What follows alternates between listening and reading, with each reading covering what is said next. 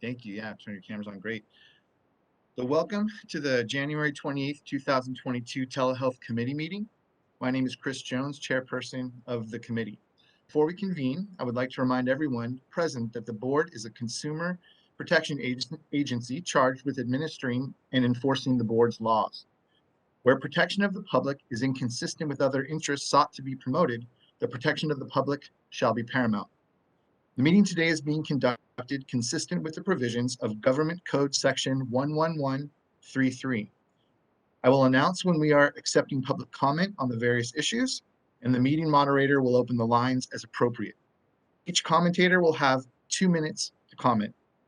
Moderator, would you please provide the audience instructions on how they may participate during the meeting at the appropriate times?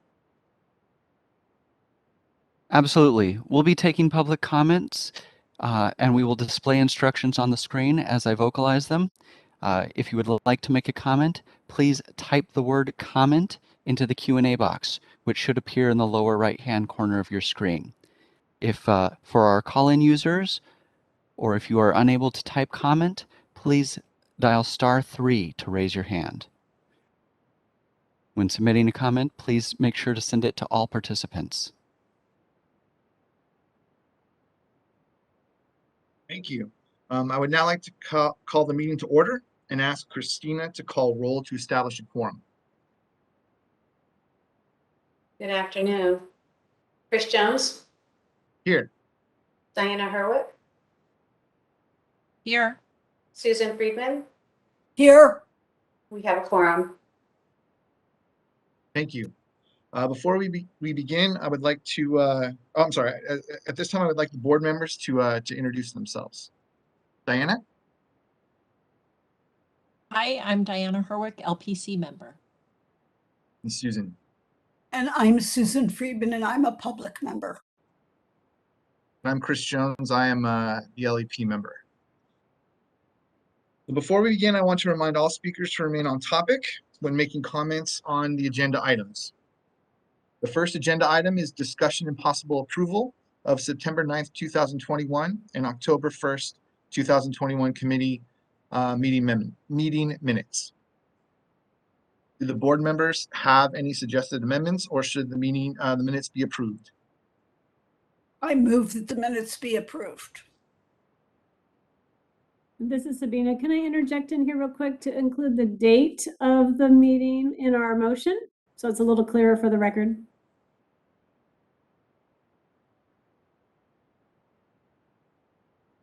Did you, Susan, can you do that? Did you hear me? Yes. Okay, so the motion would be to approve the September 9th, 2021 committee meeting minutes.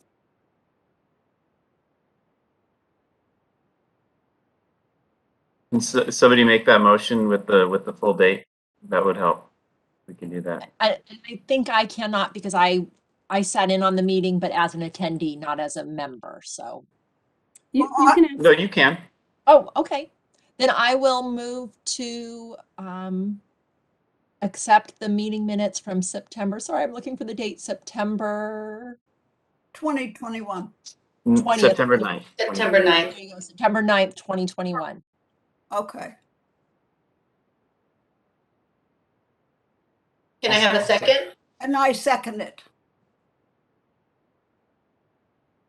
Any other suggested comments, or should this is where we take comments, right? Steve, okay. Any comments? Correct, public comment.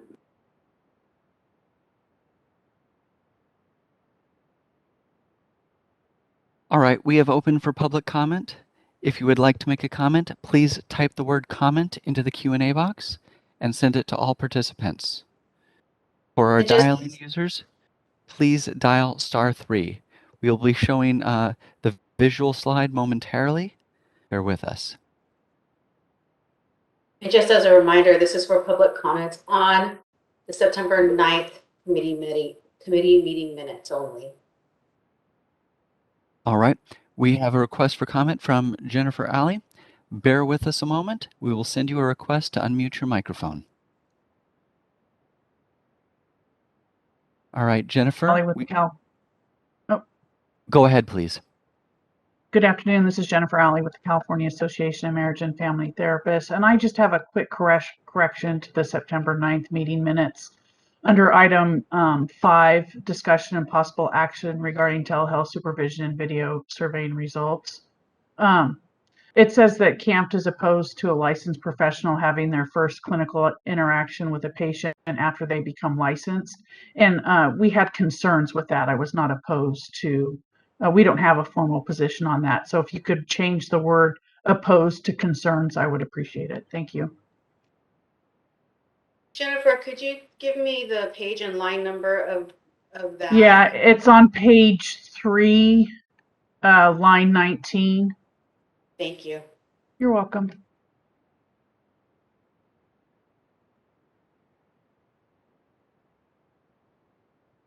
All right, let us take just a moment longer for to see if we have additional requests for public comment.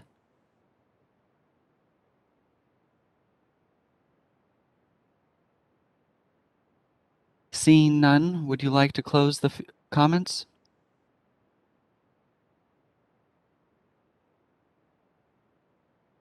Yes, thank you. So the motion on that would be to approve the committee meeting, the September 9th committee meeting minutes as approved, as amended, sorry. I think we'll need to take another motion on that since they're corrected. So do I, so do I have to move to do that, Christina? You Sorry. can, you may. Okay, so I move to accept the meeting minutes from September 9th, 2021 with the amended corrections. And I will second that. All right. And then comments? No? Christina, go can to you vote. take the roll? Yes. Take the vote? Susan Friedman, Yes. Diana Herwick, Yes. Christopher Jones, Yes. motion carries. Thank you, Christina. Next on our agenda is the overview of committee's roles and tasks. Agenda item number 4. Roseanne, would you provide us with an overview? Yeah, so this is the next meeting of our telehealth committee. We held our first meeting about a year ago this week. And so we continue to, in this committee, work to determine if any of the board statutes and regulations related to telehealth need to be updated or clarified. So we've done a lot of good work so far. We've discussed doing some cleanup amendments to clarifying telehealth law for associates and trainees. We've also come up with some language to allow supervision via video conferencing in all settings. And so we've secured an author for those proposals, and we'll be moving forward with those. And then next we kind of shift our discussion to other topics that need to be discussed moving forward. There's a lot of them related to telehealth. You'll see some of those in attachment A, and I'm sure that there's a possibility that attachment might get updated too with new topics as we move forward discussing telehealth. So this is just kind of a summary of where we've been and where we're going.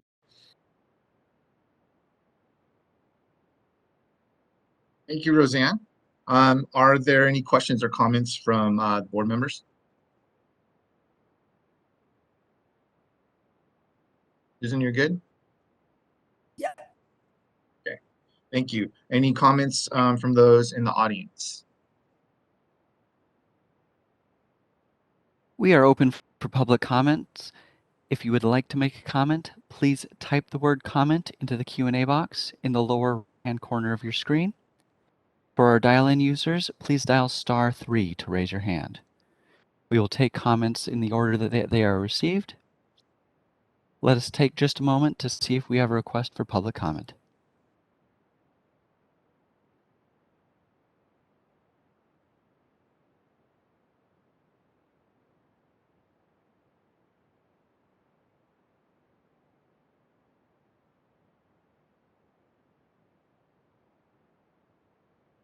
Seeing no requests for public comment on this item, would you like to close comments at this time? Yes, please. Thank you. All right. Thank you, Roseanne. Next on our agenda is the discussion and possible recommendation regarding allowable telehealth locations for pre-licensees, agenda item number 5. Are there any questions or comments from the board members? Sorry, Chris, Roseanne has a report. Oh, sorry.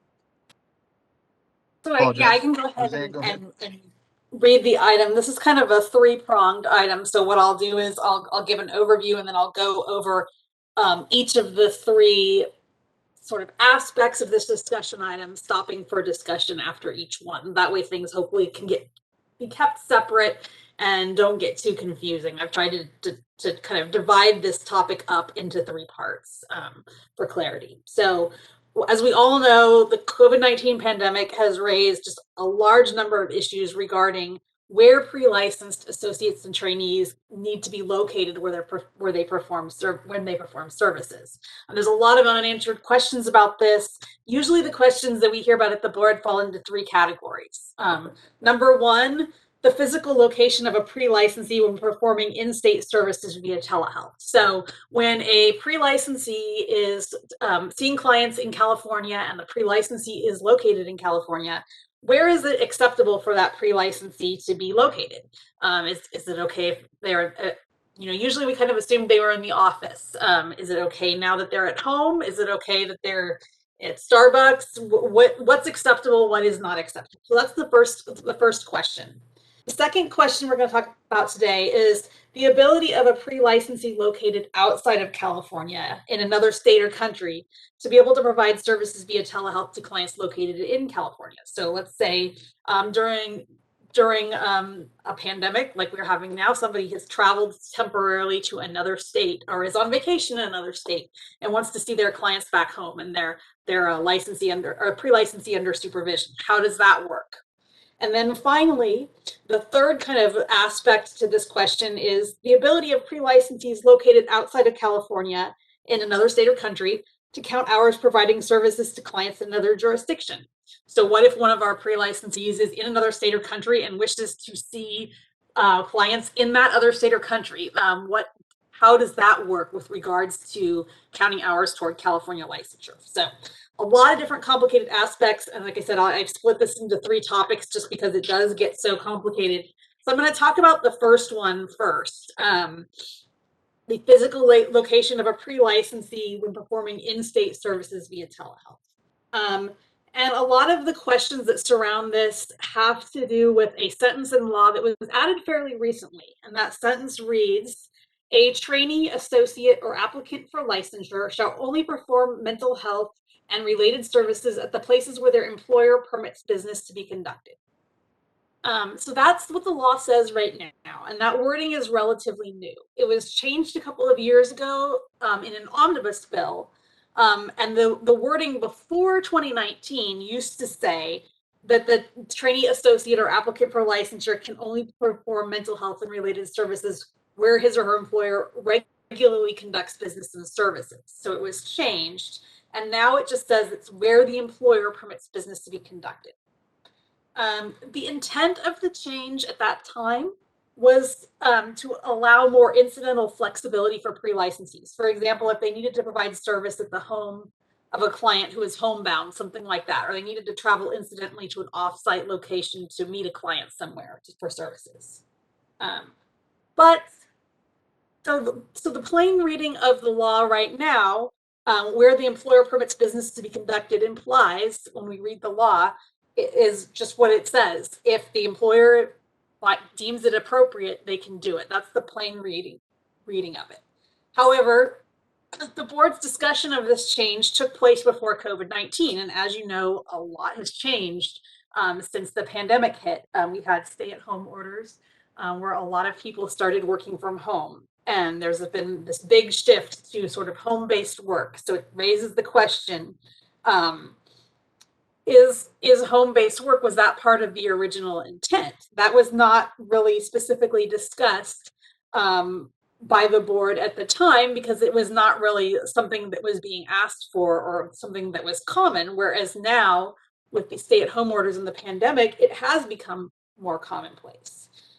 So it is fair that the board may wish to discuss if any adjustments to this law or clarifications are needed to this law in light of the new post-COVID landscape.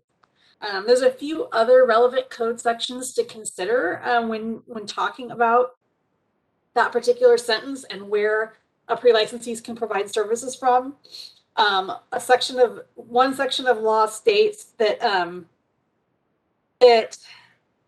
the supervisee is responsible for monitoring the supervisee's ability to provide services at the site or sites where the supervisee is practicing. So that it is the supervisor's responsibility, as it says in law, to monitor their supervisee, make sure that they're capable of practicing at their site. There also is wording in law that specifically states that pre-licensees cannot work as independent contractors, and that their setting must lawfully and regularly provide mental health services and psychotherapy. And there is another piece of the law that states that a licensee has no proprietary interest in the employer's business and should not lease or rent space or pay for furnishings, equipment, or any supplies, things like that. So this has been a question that's kind of been ongoing due to the pandemic. Stakeholders have raised some concerns about the intent of the law moving forward, if further clarity is needed, because it is something that's so new and so different that's just over the past 2 years now with the pandemic has been going on. So there is a letter in attachment A from the board's three of the board stakeholders, CAMP, NASW California, and CalPIC. They have jointly developed a letter to board members outlining numerous questions that they would like discussion and clarification on. So that's shown in attachment A. So with that in mind, I would like to open it up for discussion on this first aspect of allowable telehealth locations for pre-licensees. Well, as a public member, I would like to say, and I think that that thing that we sent out and got answers to would underline it, that people need to be able to provide therapy from their home, either their home office or their home, because that's where they were told to be during the pandemic. And it was, and they would never want to go to a public place like Starbucks or something like that. That would be unacceptable. Plus, it would be unacceptable for them to be in any public place where they could be, get the virus. So I think somehow or other, and then you said something about they have to be someplace where their employer allows them to be. But a lot of them are not employed. I mean, people weren't employed during the pandemic. They maybe just they're pre-licensees, so they may be intending to go into practice by themselves as an individual, right? So then, and they have a supervisor, I assume, correct? Okay, so if they have they would have a supervisor. They can't be employed for themselves as a pre-licensee, but they would be working for their supervisor's practice, possibly. They would be working from their supervisor's practice, did you say? For their supervisor's practice. I think that the word employed maybe was confusing there. So employed to me means that they are working for, that doesn't mean they're getting paid by. So a trainee is working for an agency. They are employed by that agency, whether or not they're getting paid. So I think that might have been the confusion with that question. So they are never allowed to be working alone as a pre-licensee. I think that I love this letter that they wrote, but I think the first thing that we need to do, and I know this is my first time joining the committee as a member, is really defining what is telehealth. Because I think depending on the agency, depending on the supervisor, depending on the trainee or associate, we all kind of have our own ideas of what telehealth is. I think that we all agree that telehealth is providing video conferencing services like Zoom or Simple Practice, those sorts of formats. But is telehealth texting, which is a huge trend in therapy now? And we've got a lot of agencies that are going to that model. And so is that acceptable for our pre-licensees as a telehealth model, or is it only, video conferencing? So I think that we have to even define what telehealth is according to those standards before we could even say, where can this be done? Diana, are you saying that they are not speaking on the telephone without FaceTime? I'm talking just, one person to another speaking on the telephone.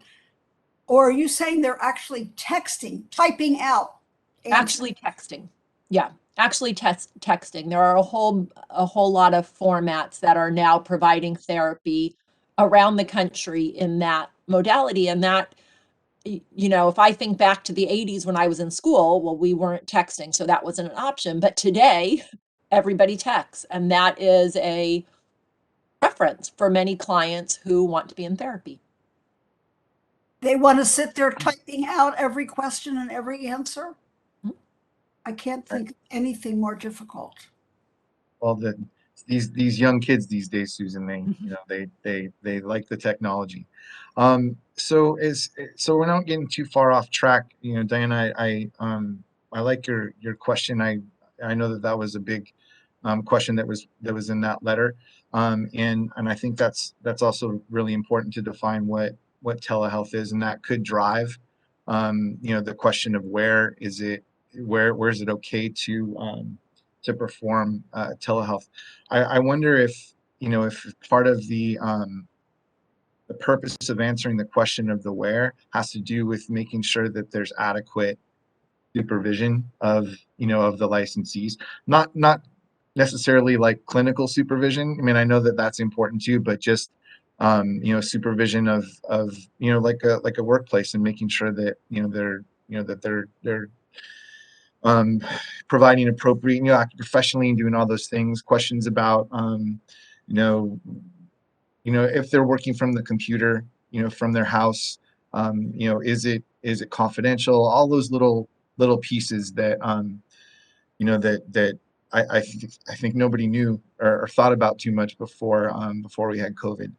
So I think this is a really great question, and it's going to have a lot of details to it that we're going to have to kind of iron out, of course. Anything else from our board members? Okay. Are we okay to open for public comment?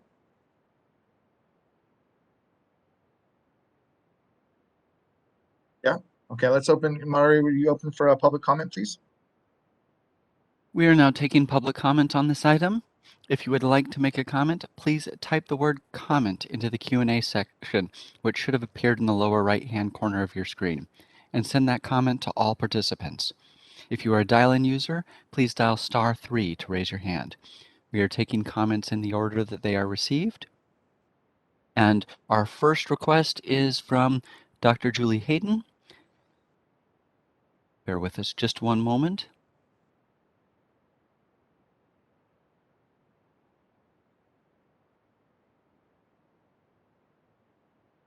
Julie, we have sent you a request to unmute your microphone.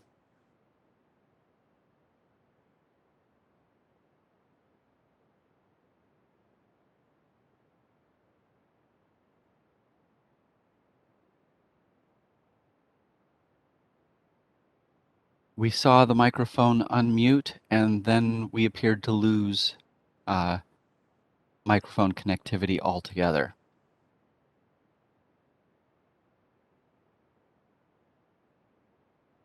Let's wait just a moment longer, and then we may take the next person in line and come back to you.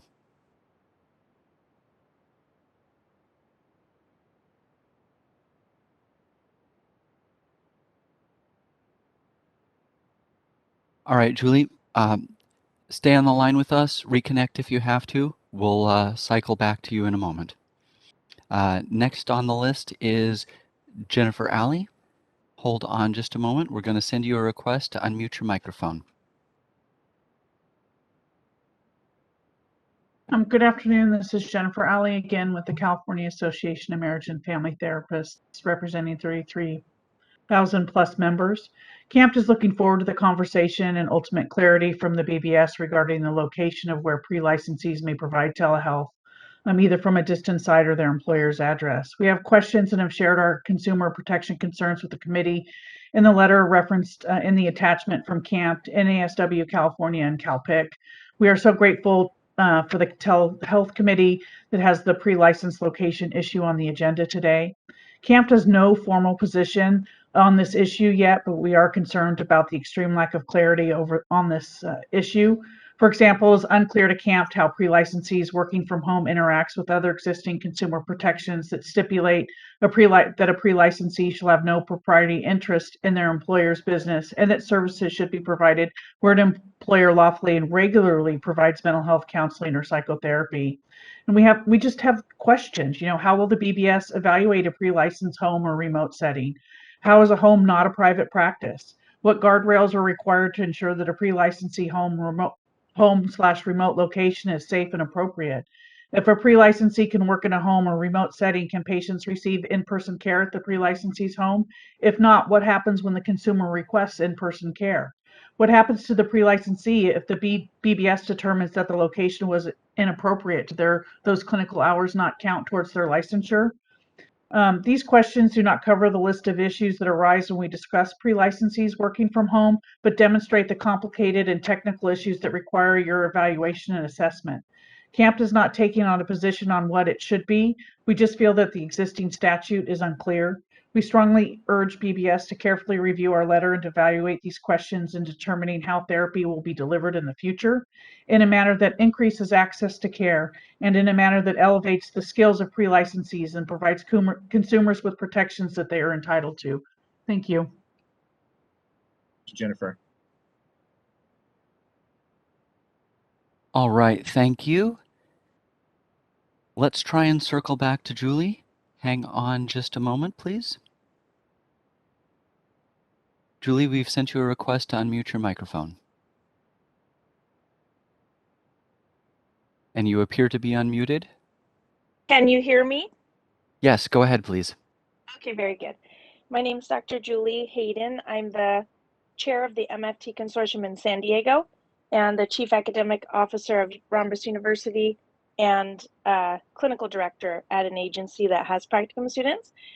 My comment is having to do with training practicum students and associates to be licensed therapists.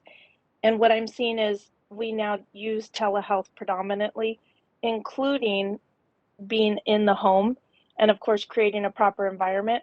So we do need a lot of infrastructure built, but I think it is the way of the future. So I think it's important to allow it in the very end because that's what they're going to be doing. So we need that training during those times with proper supervision.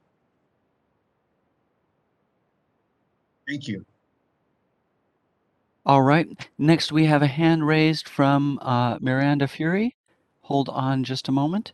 We're going to send you a request to unmute your microphone. Hi, I think my mic is unmuted. Yep, go ahead, please. Okay, great. Thank you so much for the time, and I really appreciate the board discussing what is a really complicated and thorny issue.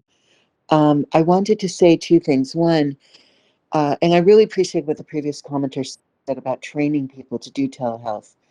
Since people are allowed to do so as licensed, it's nice for them, very important for them to receive training in providing telehealth therapy because it is a little different than in person.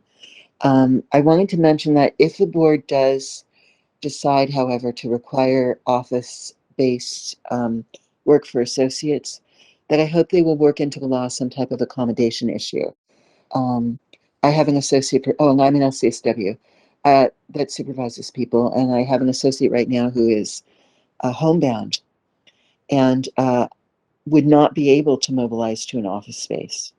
And, to my mind, should not be left out of being able to become a therapist because that person cannot gain hours in an office space setting.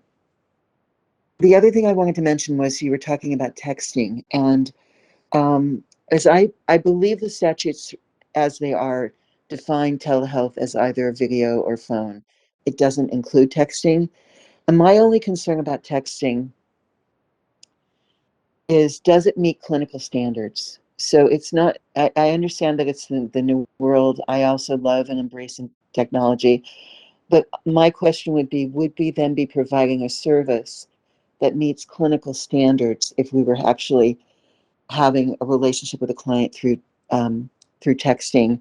Perhaps it could be something that would be very useful if a client was in crisis. But if you're going to work with longer term or possibly some orientations like CBT, but if you're doing longer term work and wanted to work with transference, I can't imagine how that would be effective over text. Now, I don't know how much the board gets into that kind of thing, but I do, and I also would ask, just in terms of, there's no way for the therapist to know who's on the other side of the text and whether that's confidential. So I really appreciate the opportunity to make a comment. Thank you so much for your time. Thank you. Okay, next we have Sierra Smith. Bear with us just a moment and we'll send you a request to unmute your microphone. All right, Sierra, we've sent you a request to unmute your microphone. Go ahead, please. Thank you very much. My name is Sierra Smith, and I'm Executive Director of Open Paths Counseling Center, a nonprofit community counseling center serving primarily people of color in Los Angeles. And I wanted to start by saying that I don't know any community counseling centers in Los Angeles that are doing anything via text. So I haven't seen that happening as of yet. My concern is around what the implications will be for those of us who are in community mental health if the therapist is required to come in to do telehealth, because there's going to be a pretty significant financial burden that's going to come along with that for getting the technology for them to be able to do it in the office as a possibility. So it's just one of those things to consider as we continue to put different burdens on agencies and therapists, and honing in on this is what's the impact in financially. The last comment I had was about what's the difference between doing telehealth at home and a private practice.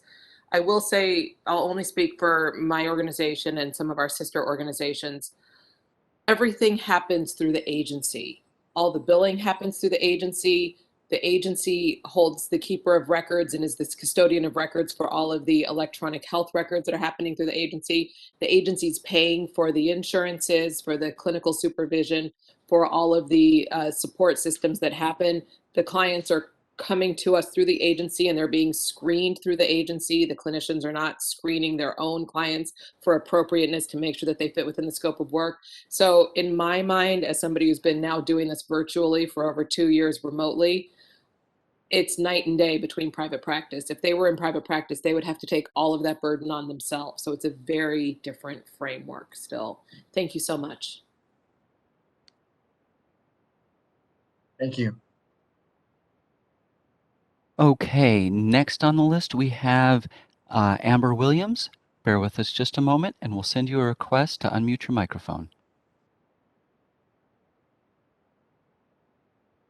Afternoon, my name is Amber and I am representing the Association of Married AAMFT from the California family team. I'm the family team leader from there, and I'm also a marriage and family therapy student trainee right now. I wanted to say that, just to give public comment first on my experience with working through my agency in the pandemic and with telehealth services. Before they cleared us to work from home, they acclimated us to what is exactly the proper way to conduct a telehealth therapy session. They assessed that before we were given permission to go forward. And also they assessed us from a live therapy together, seeing how we did our our therapy with our clients, as far as assessing our background, if we were appropriate, if we had any background noise, if there was anyone in the background. They didn't come to our home, of course, but they assessed it based on live viewing, and also through the assessments of if we also recorded video of our clients with their permission. But I wanted to ask, I just have a question just so I can make note. Are we saying that this part of the possible amendment is being put on hold for continuation until the next meeting, or when will the committee start to assessing this and taking action on this? Is this a on hold thing, or would it possibly go into?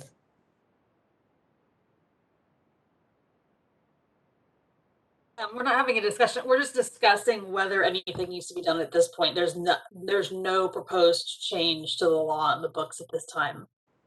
Okay, no proposed. So it's not that it's on hold. It's just an open discussion. Correct. Okay, and then for you, Ms.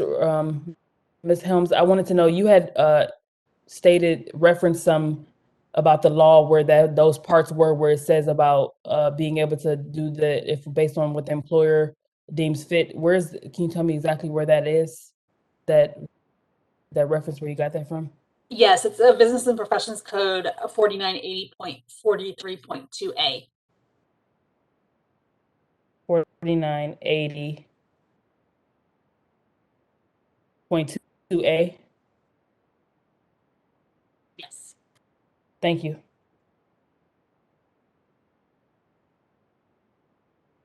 Thank you.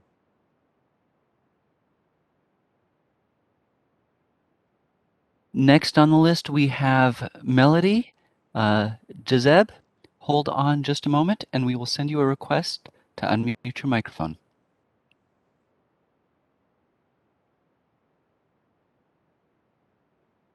Melody, we've sent you a request to unmute your microphone.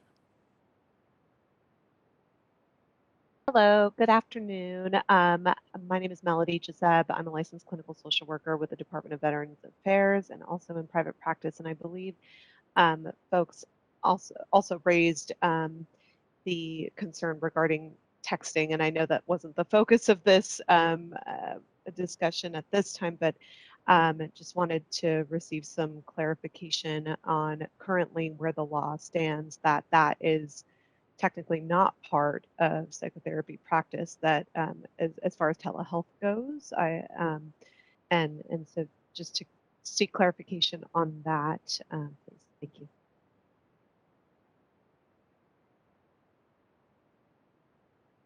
Roseanne, is that part of, as far as being able to answer that question? Are you allowed to do that?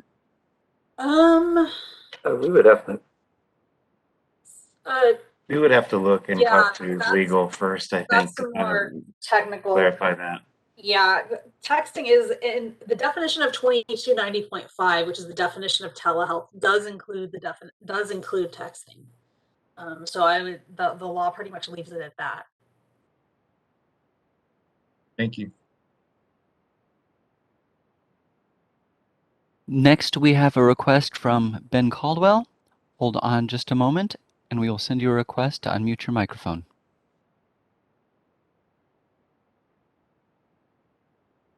All right, Ben, we see that you're unmuted.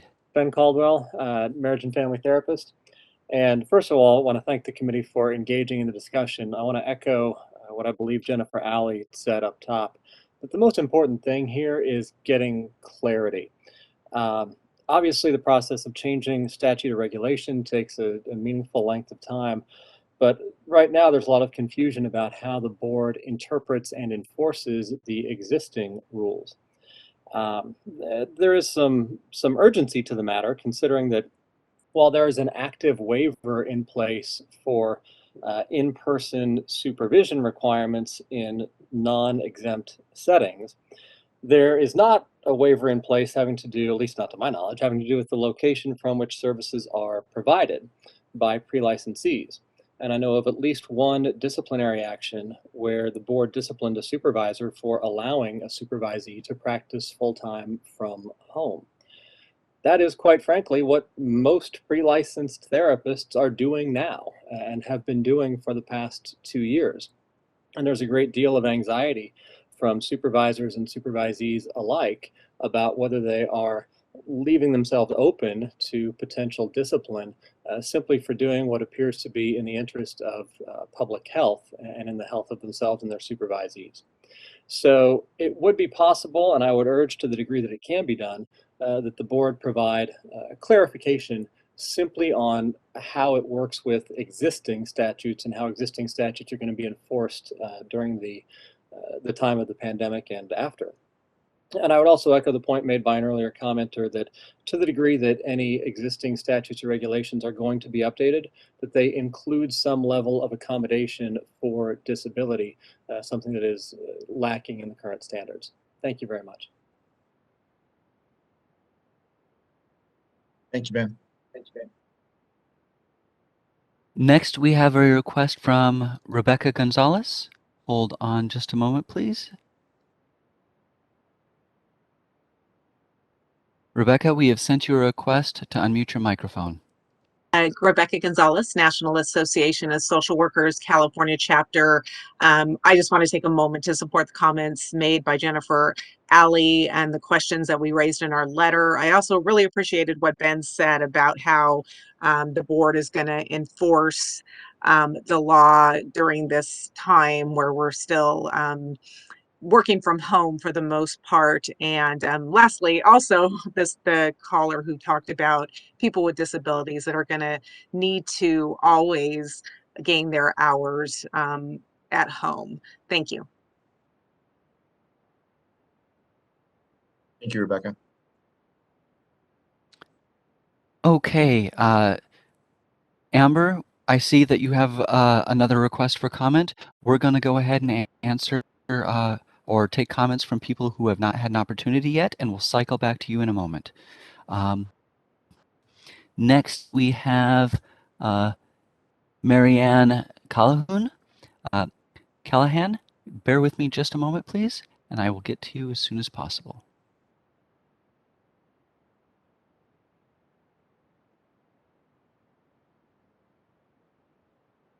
Callahan, and I am the clinical director of Maple Counseling. We're a training site in Los Angeles. And I just wanted to, just speak from the experience of a training center with a lot of trainees. We have about 70 trainees, and we've been doing nothing but telehealth from home for the last 2 years. We're really looking forward to the opportunity to having an open clinic again and having people come back and provide in-office services. But I have to say that there has been such a tremendous increase of access to care for the public through this time, simply because of the fact that we are not limited by the number of treatment rooms in our physical clinic. So I think that although I would definitely agree that it may not be optimal to have trainees providing services from home and that we don't have complete control over their home environments. And there's certainly a variety of professional presentations that are given by trainees in their various home environments. My concerns about that are just offset by the fact that I could have 70 people receive a 6 p.m. Wednesday evening service if needed. Whereas if we were constricted to the clinic only, it would only be 15 people in that same time slot. And that increase of flexibility is, I think, quite beneficial to the public.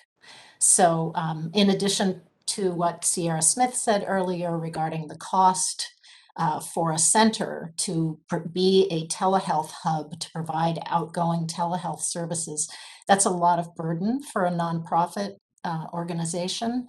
And so I just hope that we'll be able to consider the continued flexibility of telehealth from home as part of the menu we can offer to consumers. Thank you.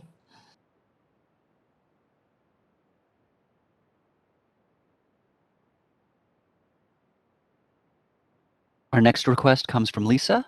Hold on just a moment, Lisa, and I'll get to you as soon as possible. All right, Lisa, we've sent you a request to unmute your microphone. Thanks. I'm Lisa Weninger. I'm at APCC. I'm about a third of the way done with my hours.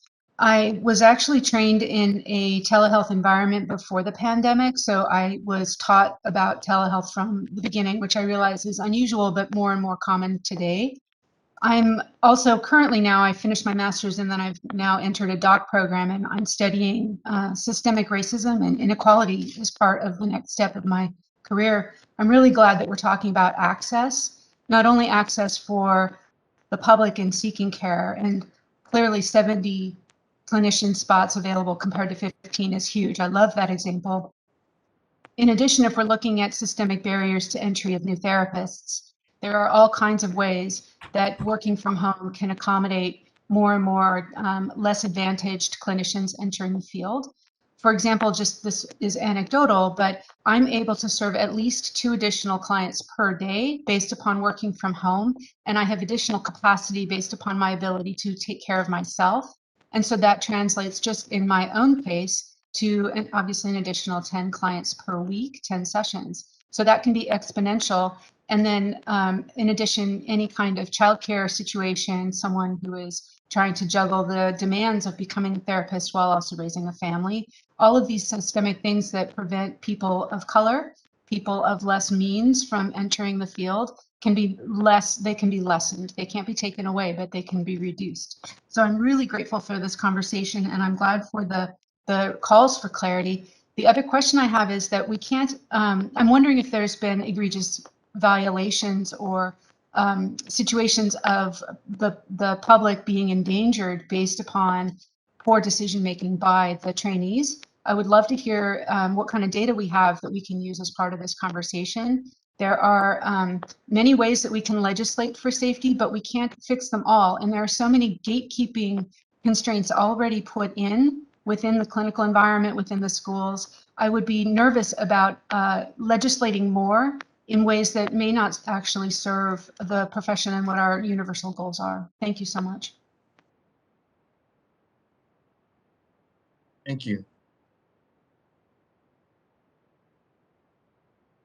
All right, Melody, we're going to go ahead and address Scott first, and then we will cycle back to Amber, and then you for a second time. Hold on just a moment, Scott. You're up next.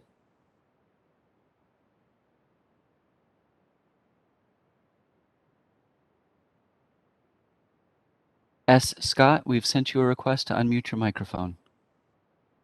Thank you. And thank you for having this discussion. I'm currently African-American trainee who is waiting to graduate, hopefully in March, fingers crossed, and work for a nonprofit agency. And I've heard just so many of the sentiments that I think kind of expressed here. And you know, as I reflect on the limited number of minorities that I've had in my classes in this program, and I look at just in the field trying to connect with different people of color, I see that this field that I'm going into is really filled with a lot of people who don't look like me. So, and I do think that there are barriers and obstacles that kind of, you know, there's the fact of very low pay. There's all these other things you kind of hear into it that kind of go into it, as well as access and the ability to maybe keep food on your table and be able to provide a service and get the training and the hours that you need.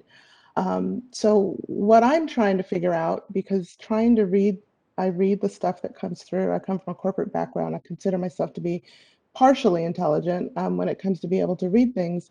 It's kind of like the Bible, it's open to interpretation. So I guess what I'm looking for is right here, right now, on January 28th, can trainees and associates with the sign off of their supervisors and their agency work from home, or do they currently need to be in the main place of business where counseling services usually take place?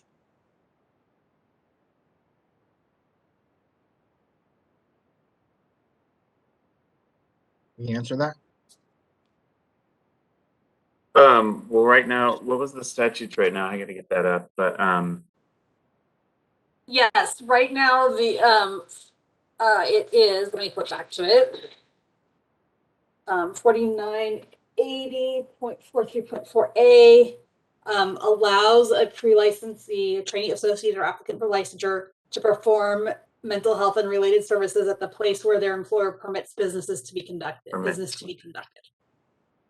Okay. So yes, if the employer deems it appropriate, then it is permitted at this time.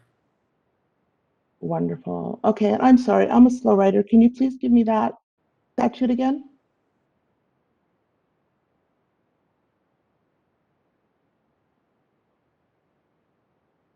I can't hear you. I'm sorry. Business and Professions Code, section 4980.43.4A. Great. Thank you so much.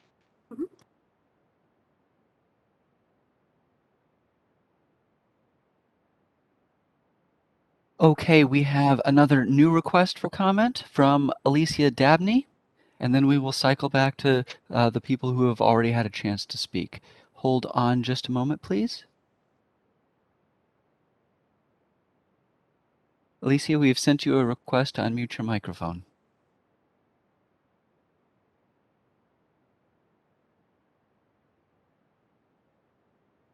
Am I unmuted? We can hear you now. Go ahead, please. Great, thank you. My name is Alicia Dabney. I am an associate MFT, associate PCC, and a provisional art therapist. Thank you for this discussion and this opportunity to make a public comment. In my experience, telehealth regulations, training, and education have ensured quality of care. And my employers have had rigorous training checklists and preparations for this. So in terms of this topic today, I'm wondering if similarly a framework or checklist could be added for evaluating a workplace location that ensures HIPAA compliance and protection of the public, and that still allows employers and supervisors the flexibility to make the final determination. In assessing potential risk to the consumer, I've been thinking about the number of providers who already did work from home throughout this pandemic with almost 2 years as a practice run.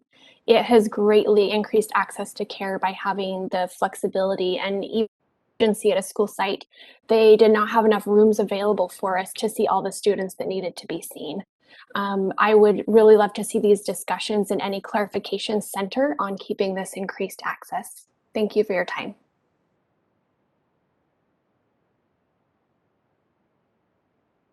Thank you. Okay, next we're going to cycle back to Amber. Amber, bear with us just a second, and we're going to send you a request to unmute your microphone. Yes, I'm not sure. I don't have anything further. Thank you. All right, thank you. Next, Melody. Hold on just a moment, please, and we will send you a request to unmute your microphone.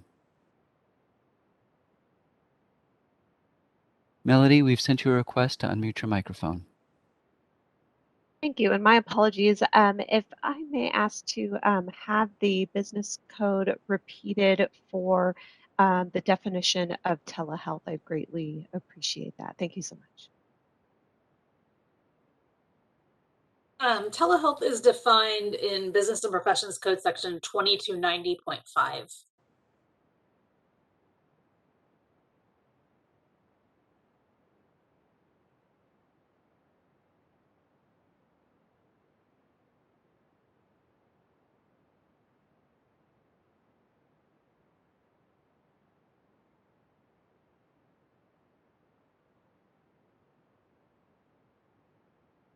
Next on the list, we have Ben Caldwell. Hang on just a moment. Ben, we've sent you a request to unmute your microphone. Following up from an earlier comment that I really appreciated, there is an open question kind of about how these things that are on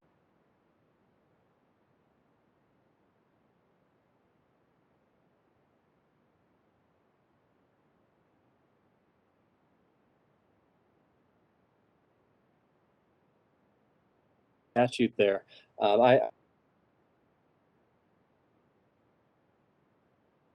Right now,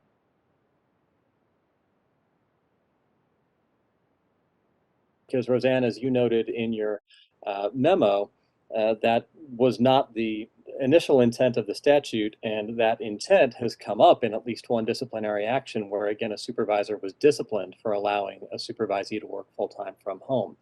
So is it fair to say that as of now, potentially because of the pandemic, in the eyes of the BBS, it is allowable for a supervisee to work full-time from home if it is allowed by the employer?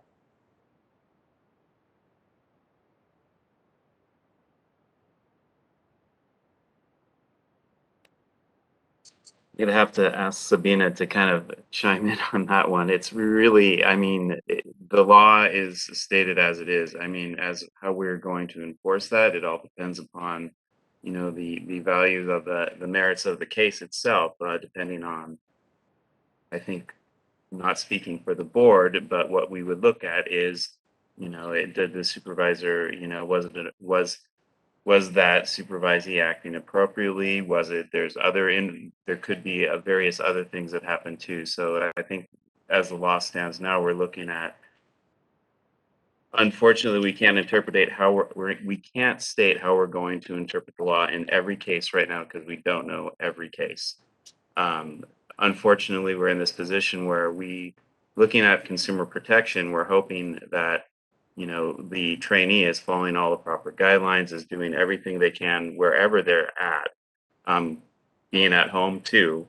You know, we're kind of on this balance between, with consumer protection, putting the greater restrictions and defining A, B, C, and D, what we think as, if you're operating at home, this is what you're going to get.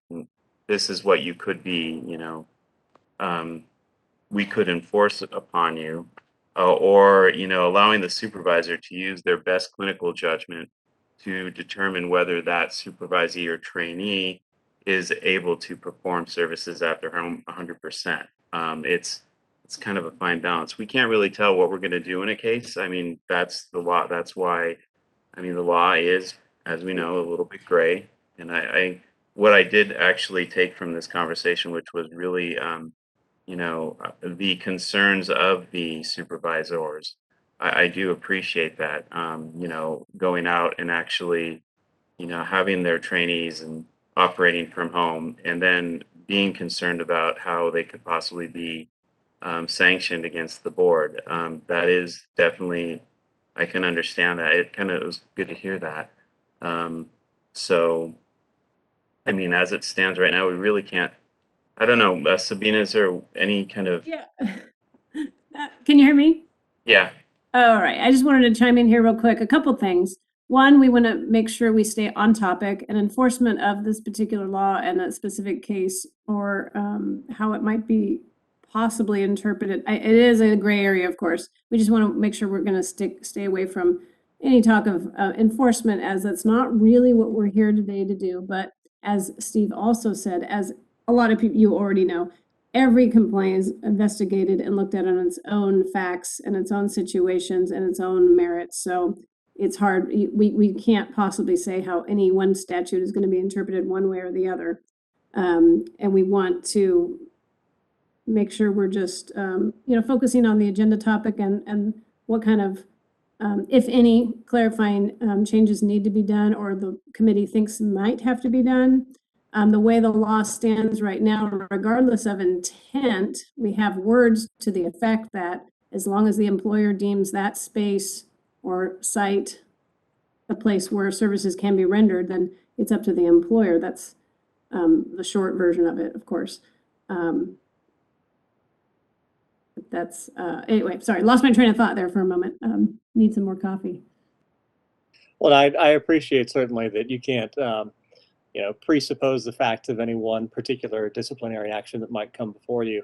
I think the relevance here to the topic at hand is if we're examining what clarifications or changes in statute might be needed, then we as supervisors, we as stakeholders need to know how the existing statute is being understood. And so understanding that there is a great deal that is case specific, we're trying to figure out, is it theoretically possible for it to be acceptable for a supervisee to be working from home full time? And Sabina, I absolutely relate to the plain language discussion. Roseanne and I have talked about this a little bit, where the language of the statute would suggest that if the supervisor is cool with it, if the employer is cool with it, then it's okay. But then again, we have this disciplinary history, and again, the specifics of the particular cases aside, we know that at least in one case, an ALJ has looked into the history of the law to say, well, that wasn't really what the board had in mind there. And so therefore, it's not okay for a supervisee to work from home full time. So without knowing how the BBS kind of understands and enforces existing statute, it's hard to say what changes in statute might be necessary, because at face value, the plain language of the law is cool. Like, let's go with that, not change it. But if it's going to be interpreted in a way that full-time practice from home for a supervisee is not allowed, well, then a change might be necessary to explicitly allow it. Thank you very much.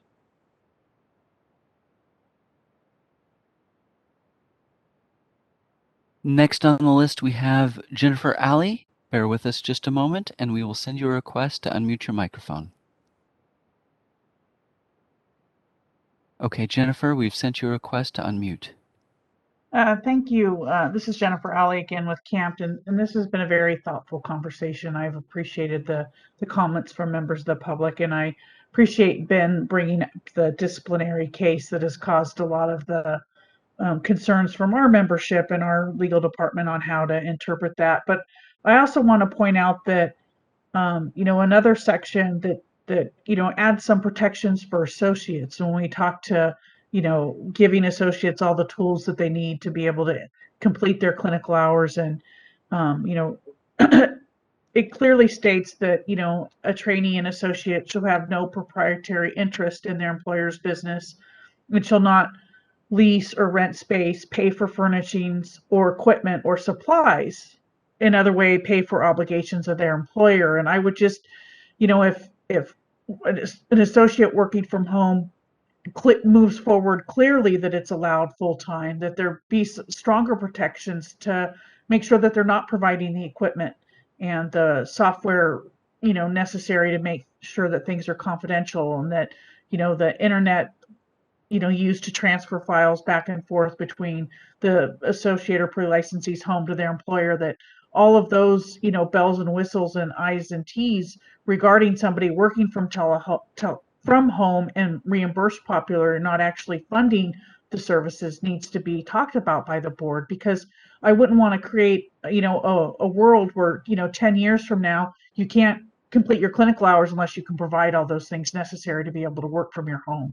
And so I want to just make sure that that playing field is even, and outside of individuals with transportation issues or mobility issues, everybody can go into the office and sit down and have the equipment that is necessary. But when you're working from home, it's a little bit different. And so I think that we need to pay attention to all sections of the law regarding associates and where they work and what the long-term ramifications are for their costs to be able to work. Thank you.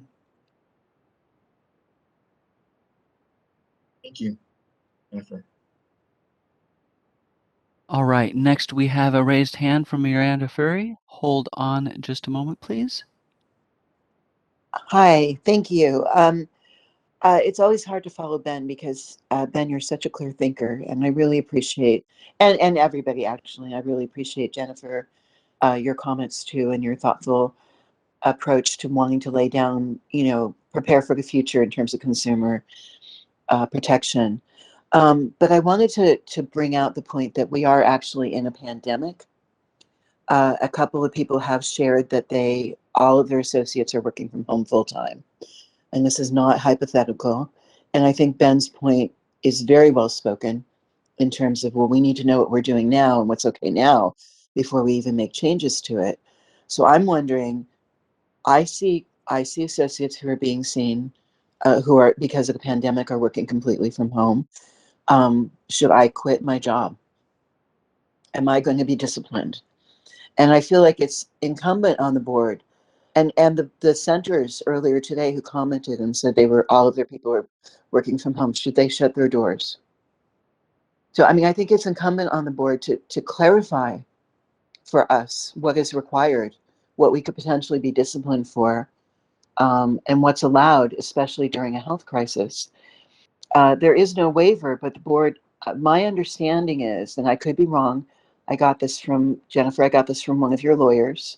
My understanding is the board has in the past said we will not enforce this particular law because it is discriminatory or because it is not appropriate.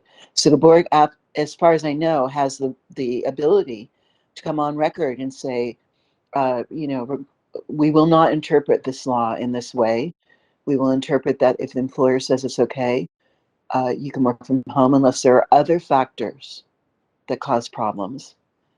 Or just simply say, at this time, the board will not be enforcing discipline over people for associates working from home. I just think it's kind of unfair, and I'm sure it's unintended, because this is such a complicated issue. It's like, it's really hard to like really, I mean, I'm not saying you're intentionally trying to do this. I'm just saying, you know, I think supervisors and employers really can use the clarity about what's required now. And if I have an associate working from home, and if they are meeting the full extent of the law in all other ways, is that acceptable? So I hope I'm not being contentious. It's not intended. I just got a little panicky. And I really appreciate your time, your listening, your ear. As always, I really appreciate these meetings and your openness to public concerns and public comment. Thank you. Thank you. And that appears to be all of our requests for public comment at this time. Would you like to close public comments? Yes, please close public comments. Thank you.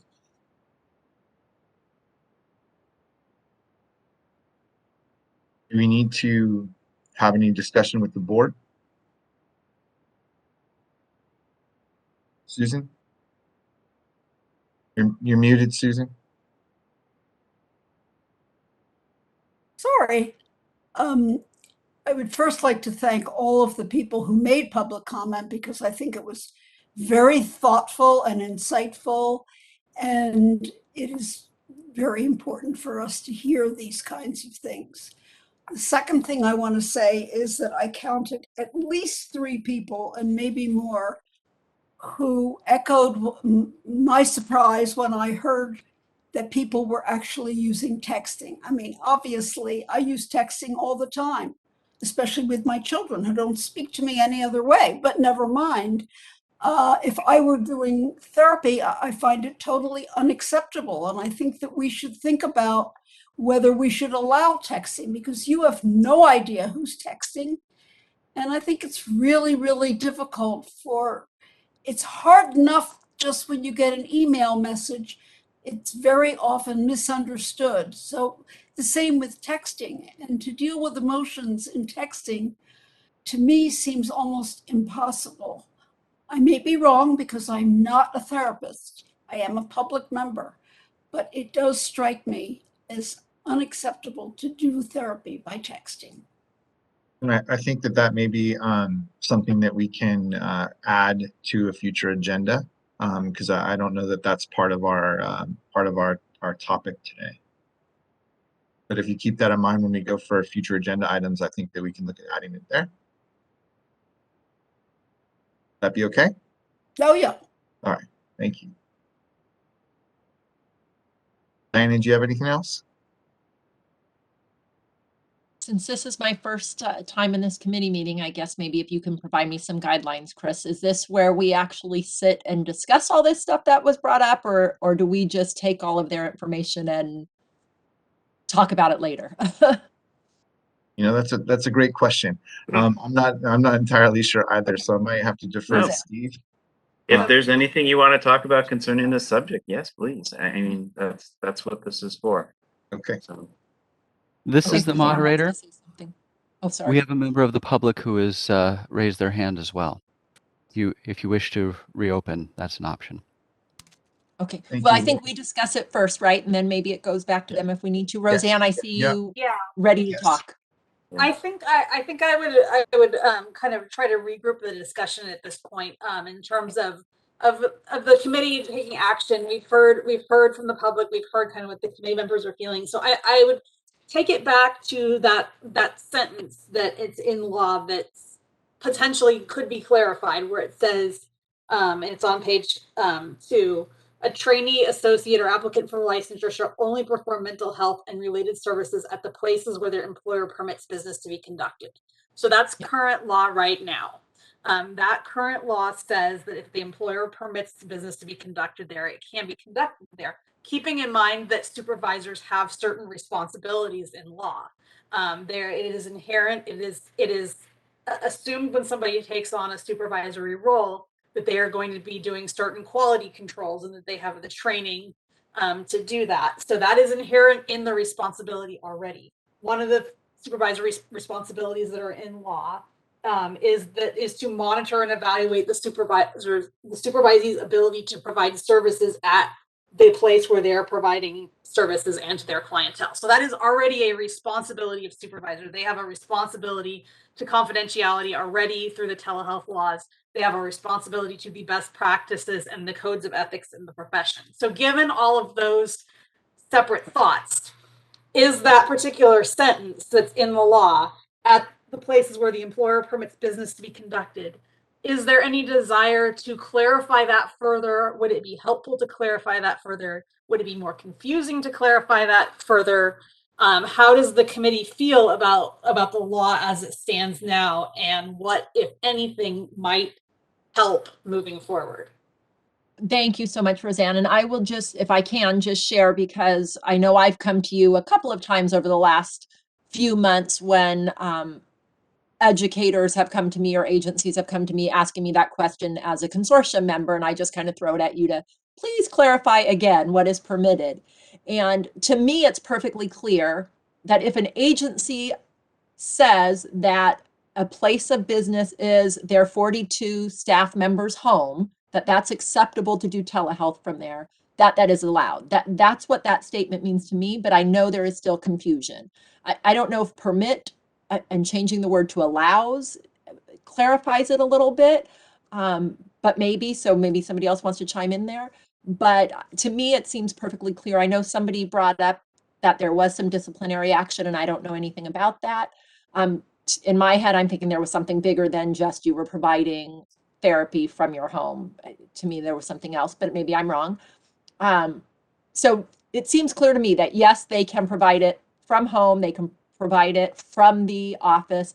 I'm assuming we don't have any agencies that are going to say, you could provide it from a Starbucks while you're drinking your coffee, or you could provide therapy while you're driving from Southern California to Northern California. I think we have to trust the agencies to do that.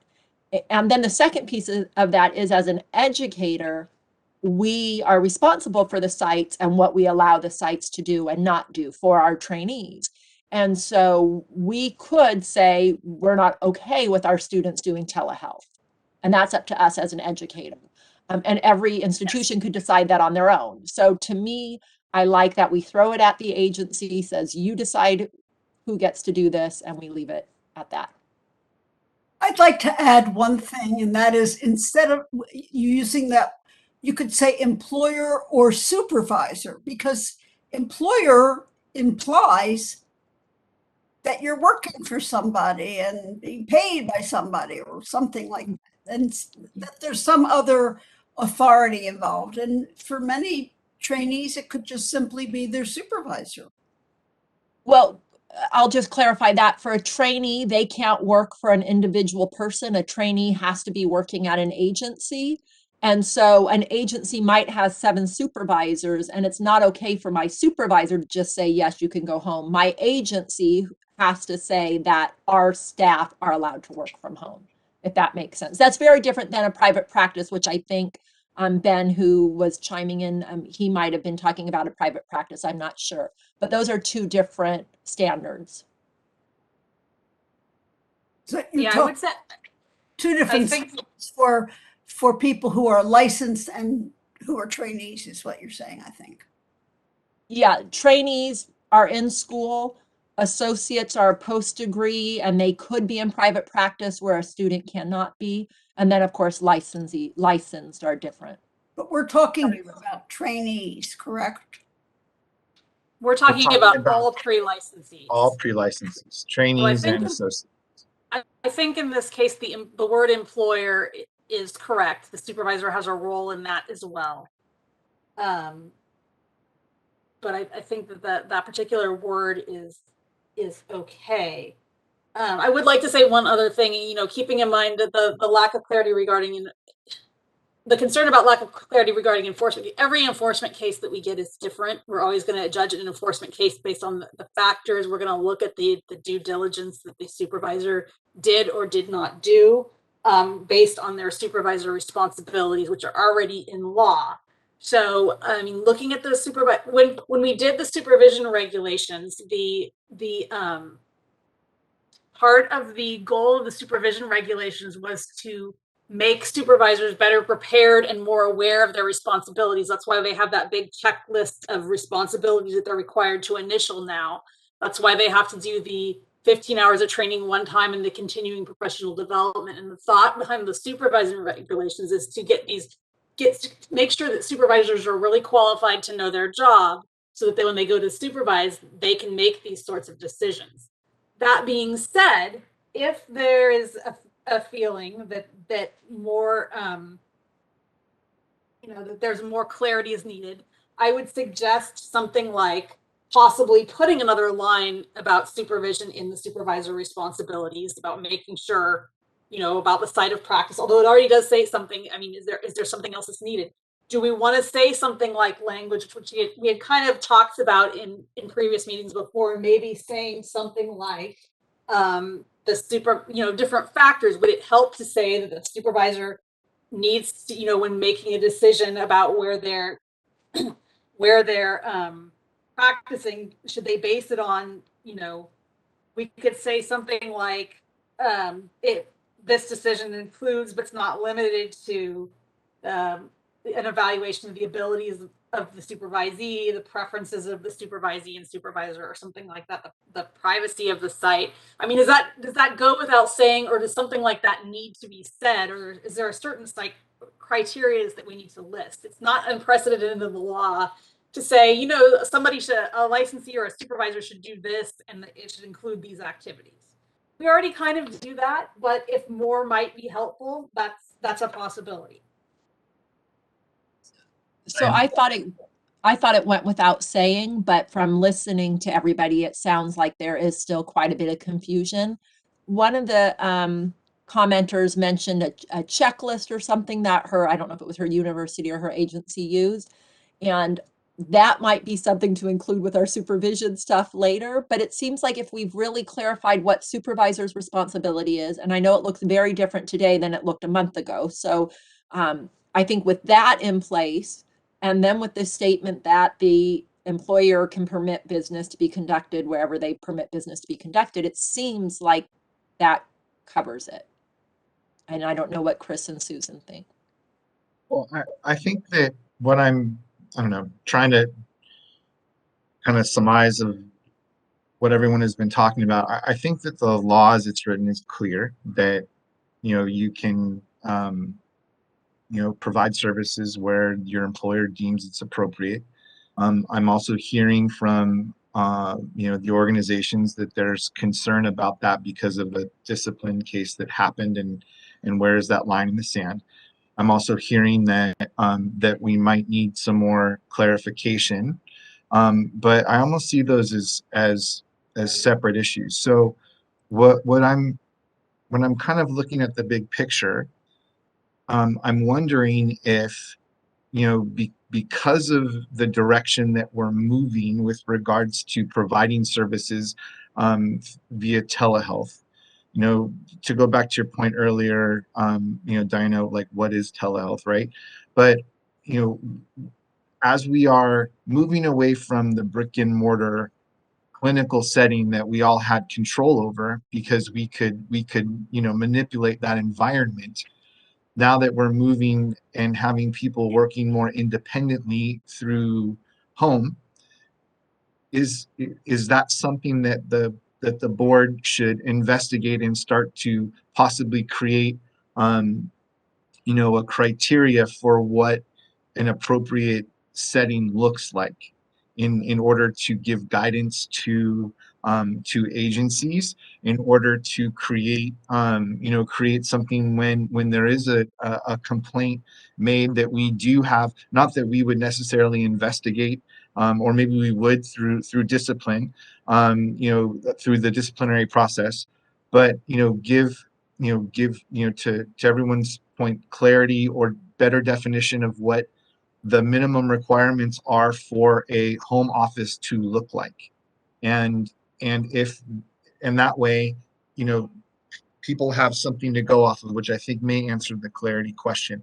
And I don't know if that's something that we need to, like I said, start to investigate, because to the point, as of today, it's okay to work from home if the boss says yes, right? But moving forward, as this becomes more global, then and I love Roseanne's term. I'm going to use it for. It's like something that's been stuck in my head. We don't want any unintended, consequences here. So making sure that we're adapting and evolving with, with telehealth, so that we, that we ensure consumer protection, while still allowing access, for for our licensees to provide those services. Does that make sense, or am I just rambling a little bit too much?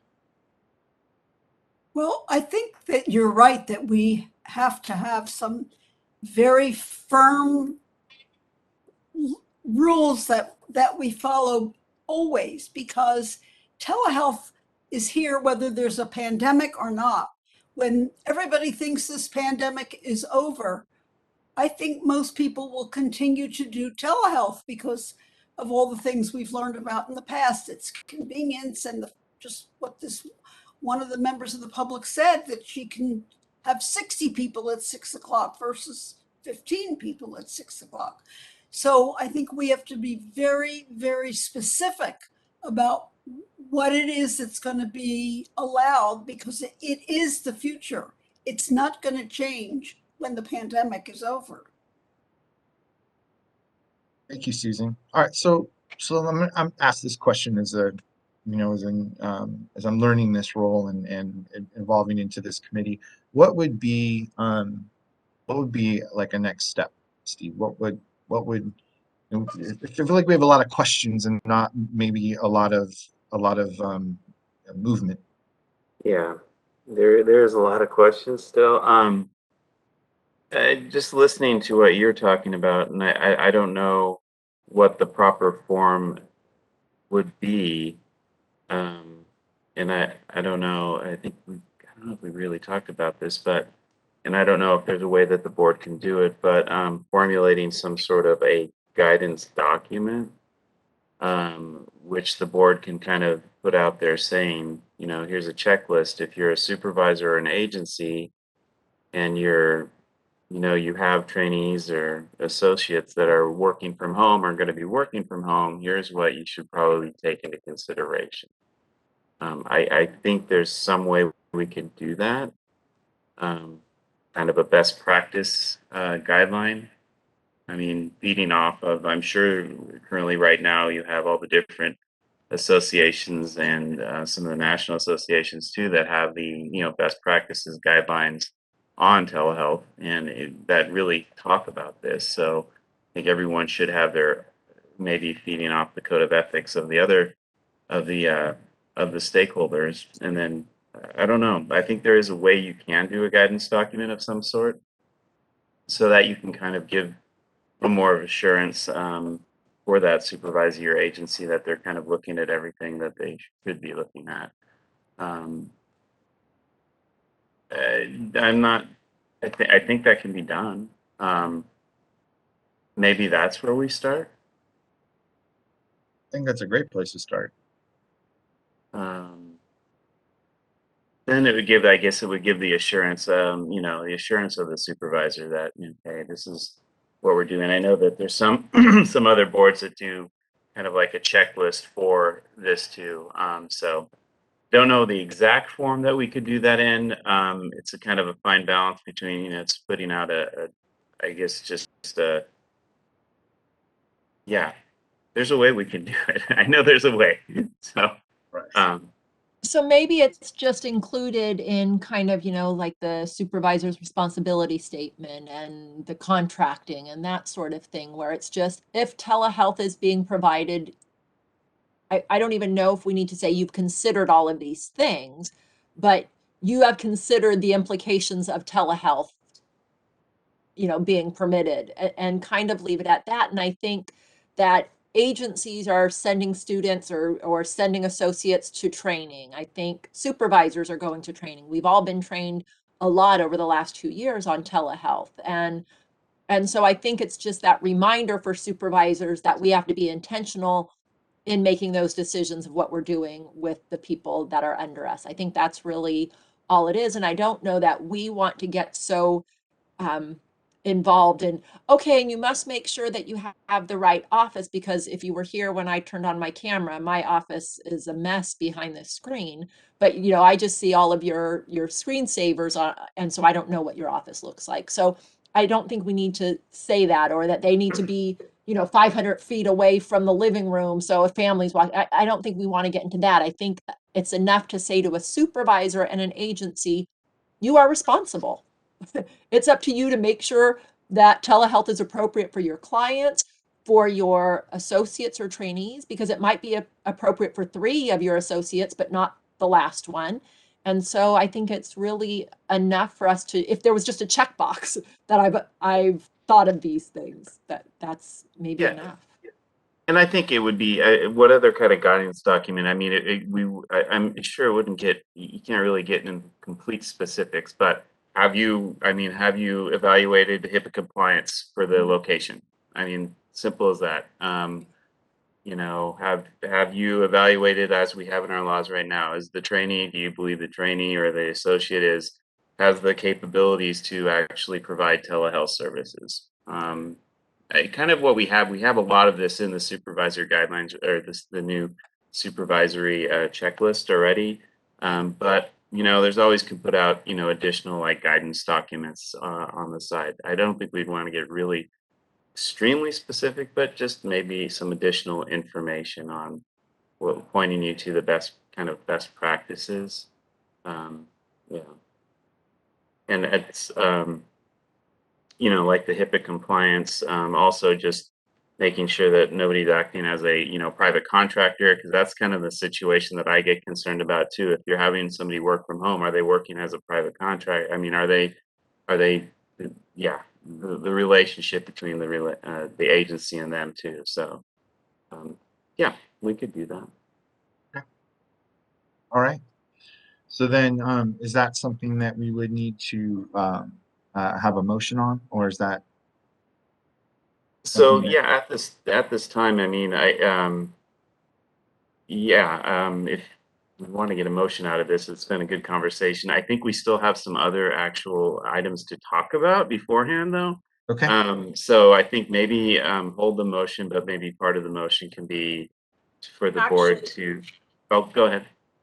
Steve, I'd like to wrap this one up completely before we go. I'd like to treat it as this Okay. particular item as Siegel. 3 separate agenda items, just to avoid bleeding into so I'd like to wrap this one up with a motion before we go on to part 2. Okay. Then yeah, you can the motion to ask board staff. You don't have to specifically name Roseanne, because we can all work on it. So, just kidding. Direct board staff to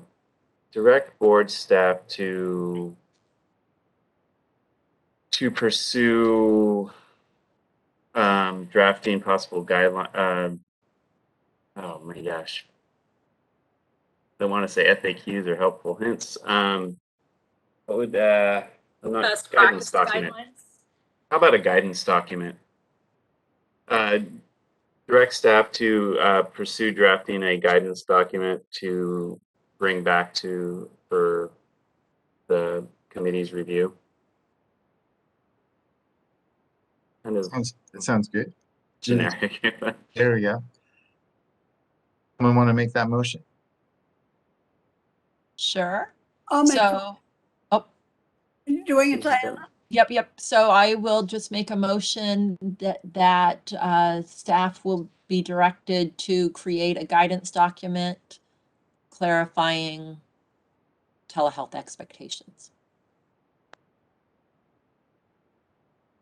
If anybody wants to second that. Second? I'll second it. All right, do we need further discussion? No? Do we take comments from the public? Yeah, comments. Okay, Yeah. comments from the public? Moderator, if you'd open the public comment.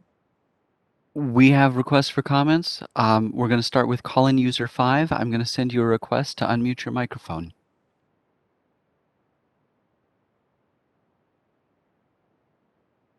Call-in user 5, we've sent you a request to unmute your microphone.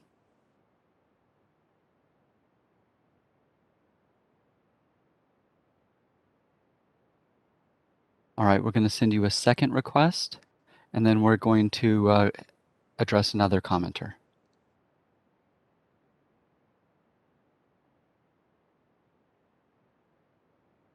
All right, call in user 5. We're going to address another commenter, and we will return to you in a moment. Next, we have a request from Ben Caldwell. Hold on just a moment, Ben. Ben, we've sent you a request to unmute your microphone.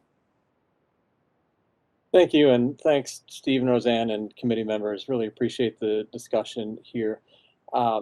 If you go in the direction of some kind of an informational or educational document, that's fantastic. I would just urge you to include in there the thing that is most important to say explicitly, which is that it is okay, and put whatever caveats on that are necessary, it is okay for supervisees to work from home full-time if the supervisor and employer allow it. Because what's happening right now is you've got tons and tons of supervisees and supervisors who are feeling like in order to protect public health, they need to risk a potential disciplinary action. And that's not a position that we want supervisors and supervisees to be in. Thank you.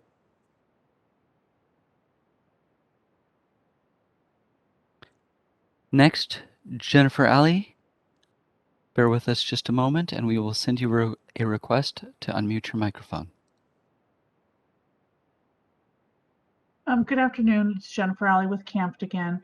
You know, our concern is that, you know, what is with the lack of clarity that we feel exists now. And so, you know, because when there's, you know, lack of clarity, you know, people fill in their own interpretation and narrative. And so, you know, we just want it to be really, really clear. And so even if there is a guidance document, which, you know, we'd be happy to collaborate with on and developing, you know, what happens, is there any case or what's the risk to the associate in their clinical hours? If they've spent, you know, worked full-time from home for 6 months or a year, and all of a sudden their supervisor made a misstep, does that mean that those hours don't count? Like, I want to think through, you know, the whole process, not just clarifying this obviously ambiguous statute that we've been talking about for the last hour and a half, but really just looking at what does it mean moving forward and how are, you know, associates in the pre-licensure pipeline protected. So I just wanted to point that out and you know, again, still have the question, and maybe the guidance document will address this to make sure that the associates aren't responsible for furnishing all the equipment that's being used when they work from home. Thank you. Thank you. All right, let's circle back to call-in user 5.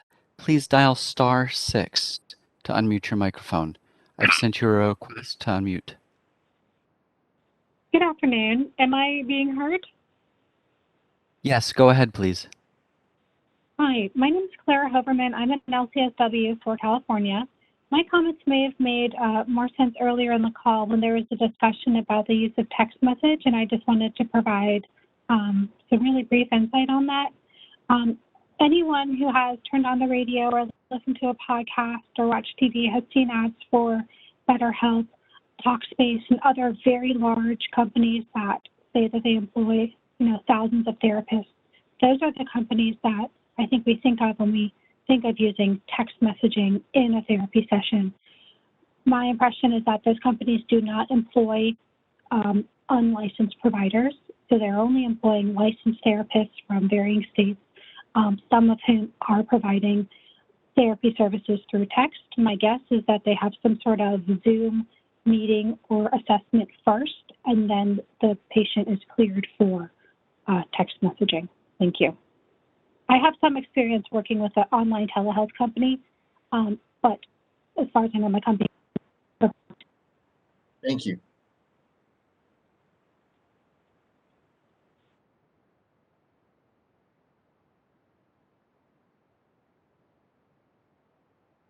Okay, that appears to be all the requests for public comment. Do you want to close comments at this time? Yes, thank you. Any further discussion from the board? All right. Christina, can you take the vote? Yes, let me just get a quick rundown of that motion. I want to make sure I had Diana's motion correctly stated. Direct staff to create a guidance document clarifying telehealth expectations. Is that correct?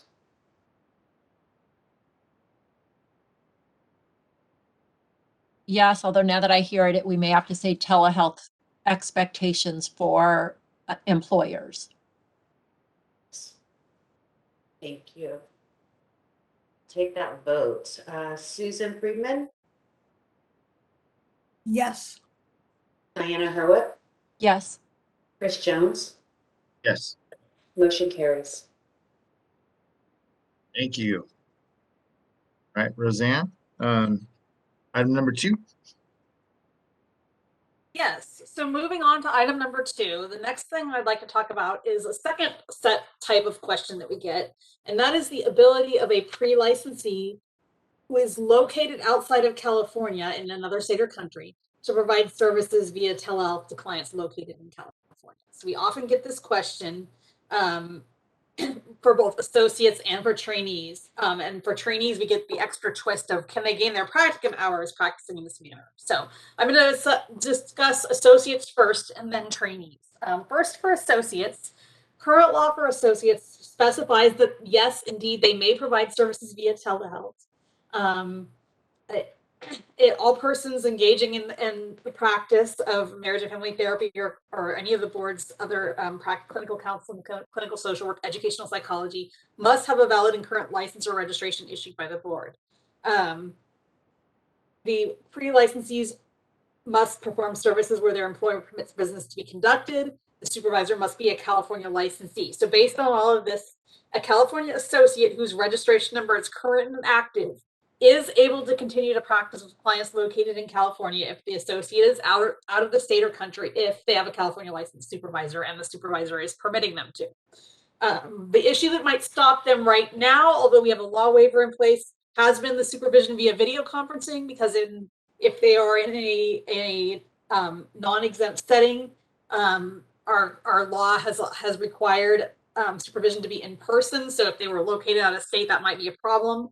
But there's a law waiver in place, and we are pursuing a bill to allow supervision via video conferencing in all settings. So assuming that is successful, that particular barrier to this will go away. And yes, a supervisee would be able to practice from out of state if their California supervisor permits them to. So that is the answer to that question. There's a fairly concrete answer to that question for associates.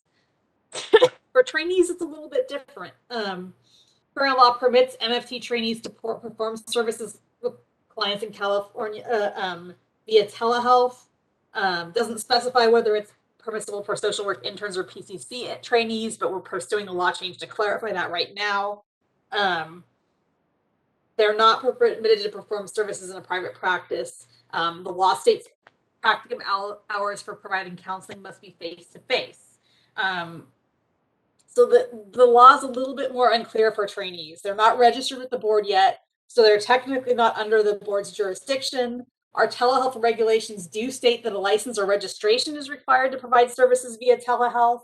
However, the law in other places appears to leave the discretion to the school to allow it. And the school has to coordinate the hours at the site, so there's responsibility on the school, and as long as they're doing these things, it's okay. So some clarification in the telehealth regulations, section 1815.5, to include trainees might be helpful. So right now, what staff has advised schools wanting to allow trainees to practice remote supervision is to use caution, keeping in mind that trainees are the newest practitioners and need the most oversight, and to consider this when deciding whether to allow that of their trainees. We don't have anything in the law that just addresses whether required practicum hours can be gained via telehealth. The law requires a specified number of practicum hours being face-to-face, but it does not define what face-to-face is. So some clarification in that area might or might not be desired. And so that's kind of up for discussion today. So I would advise opening this up for discussion now, with a consideration of associates and trainees separately. Wow. Ah. So did you want to jump in, Chris, first? No, please go ahead. Okay, so I guess where I'm thinking is that over these last 2 years, as we had, and again, most of my experience right now has to do with trainees, but I know this applies to associates also, is that we had everybody rushing home so they could be with their families. That meant we had a bunch of pre-licensed clinicians running to the East Coast, the Midwest, wherever, and they didn't abandon their clients. They were able to work with their clients successfully while they were out of state. So we know it's possible, and we know that we have a continuity of care by allowing that. We know that they were still supervised while they were doing that. So I guess my first thought is it works. I think we have to look at, which you did clarify, that the supervisor is licensed in California. That doesn't mean that the supervisor is in California, because we know supervisors went home also. So the supervisor might be in Hawaii, the student might be in Utah, and we allowed them to continue working with their client. So, and I don't have any evidence or any reports of misconduct or any violations that we were concerned about under those circumstances. So I guess I want to throw that out, that is doable. I think that we do have to be very clear on who that supervisor is. You know, we don't allow somebody who's not licensed in California to provide services from, let's say, New York. So if they're going to be in New York, they have to be a licensed California clinician. But I guess, and part of me goes, oh gosh, I don't want to see that people out of our state can then start seeing our clients, because I don't want our students and our associates to lose clients that way. But it does seem like it is a viable option. And so I don't know, Chris and Susan, what you guys think. I do think it's a viable option. I just think that we need to be real careful about about making sure that the boundaries are right, and that that it's almost like, the way that I imagine it, I guess in my head, is that if you're not in California, it's almost like you're on a military base in another country, that you are within California boundaries while you are practicing the telehealth, and it needs to be that mindset. You need to have that mindset and follow the rules, follow the California rules, and do all of those things. But if we're expanding opportunity, through telehealth, then I don't know if place matters. If the geography matters, as long as you're following the law. Right.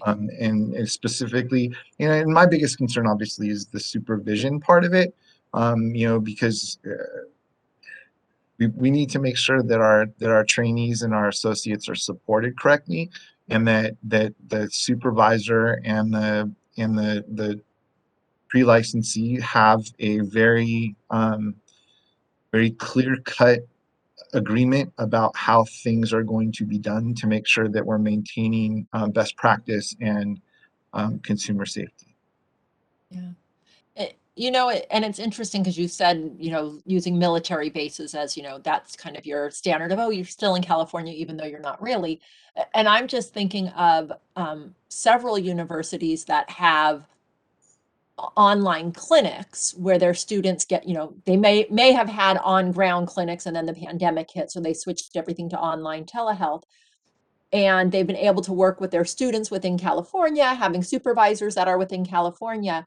But would it be, and it seems like it would work for a student who is in the online program but lives in Utah, but is going to a school that's, here in California with supervisors here in California that have a clinic doing telehealth, that they would be able to provide services with all of the safety that California laws have provided by a licensed California supervisor. So I don't know. I guess because if you asked me a week ago, I might not have said the same thing, but it does seem like it's viable. It is, and I'll give you just an example of kind of how part of it works. Like I worked for a charter school that has facilitators that are around the country, but all of them have California credentials, providing services to our learners who are in California. So I know that conceptually it can be done as long as there's the right oversight in place and everybody's doing their job the right way. So I do see it as a viable thing. Susan, you're muted. I see it as totally viable, especially because we have a checklist for supervisors. But I'm wondering from Roseanne's point of view, who sees all these laws, whether you think the law as it stands covers this. I think that for associates that things are pretty well addressed. I think that for trainees, we might consider a couple of law changes. I think we might consider clarifying the regulation, which is 1815.5A, that says that a license or registration is required to provide services via telehealth. I think we might consider putting in some language that provides an exception for schools for trainees. I would have to work to word that, probably work with legal to word that, to reference it back to the reference in law to trainees and interns. I also think that it might be appropriate to clarify what practicum hours in LMFT and LPCC law being face-to-face means. I would look for that. And also I want to point out that when we talk about the supervisor needing to be a California licensee, that is true for all associates and that is true for all MFT trainees because they count pre-degree hours. But for social work interns and for PCC trainees, those individuals do not count pre-degree hours, so they do not necessarily have to be a California licensee. So I just want to put that caveat in there and make sure that everybody's aware of that. Just that when we're talking about those particular subgroups, they don't have to be a licensee, but the school still has responsibility to make sure that equality is being met. Oh, good. I agree. So yeah, I just want to say too, then that, so with the trainees, we have a double layer, right? Because the agencies are responsible, but so is the school. And then with the associates, which maybe the public has more comments on this, with the associates, there's less of that because the school's no longer involved monitoring anything and making sure things are on the up and up with the agency. It really is between the agency, the supervisor, and that associate. So just to keep in mind. Anything else from the board? The committee, sorry, the committee. All right, can we open up for public comment? We have opened up for public comment. If you would like to make a comment, please type the word comment into the Q&A box, which should have appeared in the lower right-hand corner of your screen, and send it to all participants. For call-in users, please dial *3 to raise your hand, and we will call on people in the order that requests are received. Let us take just a moment to see if we have a request for public comment.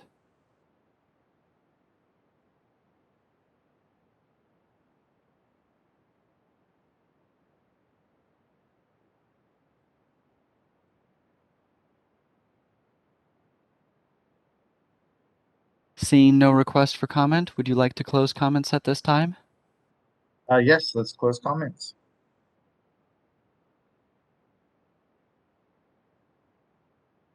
All right.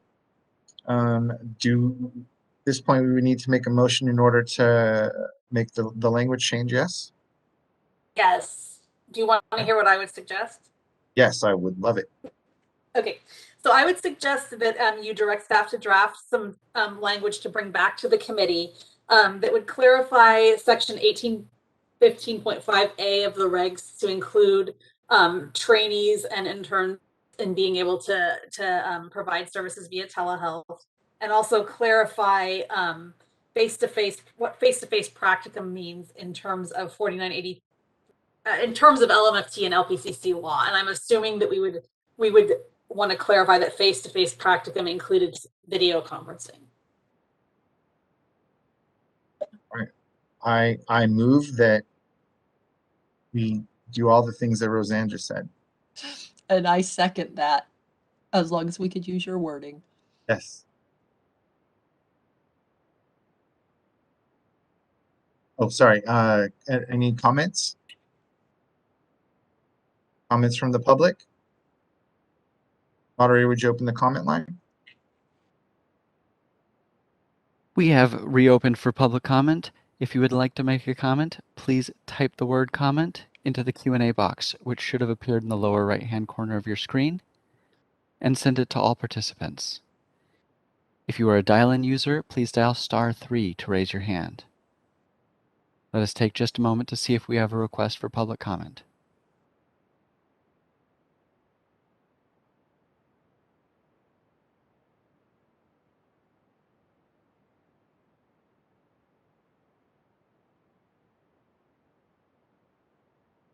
Seeing no request for public comment on the motion, would you like to close comments at this time?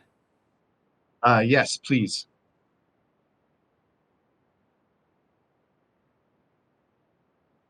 All right. Christine, can you take the vote? Yes.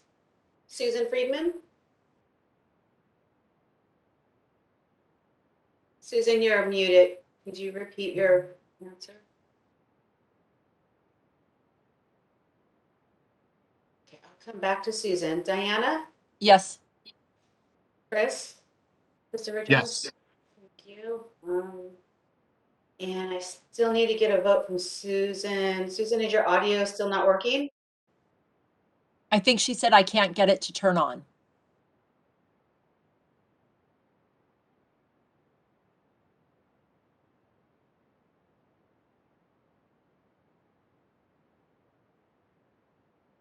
Can she type a response into the chat, or is that not acceptable? Yeah, we can't get that on public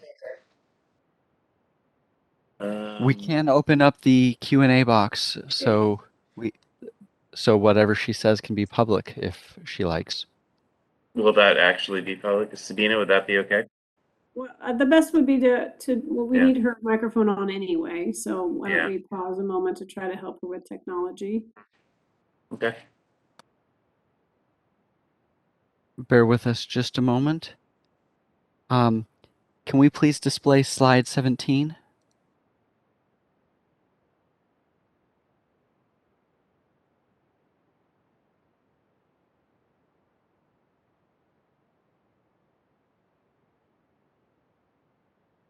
Hold on just a second, Mark. I'm going to take control away from you.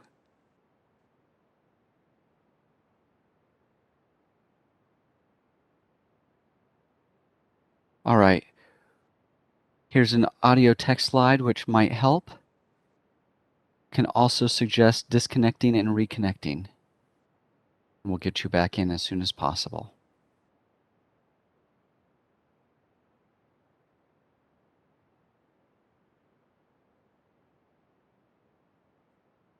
Yes. I heard a yes. Yes. Is that your vote, Susan? Sorry, I got knocked off. Okay, so your vote is a yes? Can Yes. I confirm that? Thank you very much. And motion carries. Can I suggest a small break for everyone? That's what I was gonna do. Let's do a break. Sorry, I was How muted. long of a small Is 5 minutes long enough, Steve? Or do you want to go 10? No, it's up to you. I was just, I don't know if the audience is okay, if everyone else is okay. Never mind then. Yeah. Yeah, five's fine with me. All Okay, right, maybe let's 5 take minutes. a 5 minute. We'll take a 5 minute stretch break. Answer. So I'm going to go over associates first, and then I'm going to talk about trainees, which is less clear. So for associates, what we tell people when we get this question is that the law requires a California registered associate to have a California licensed supervisor to treat clients located in California. However, a California registration only provides the authority to practice under supervision with clients in California.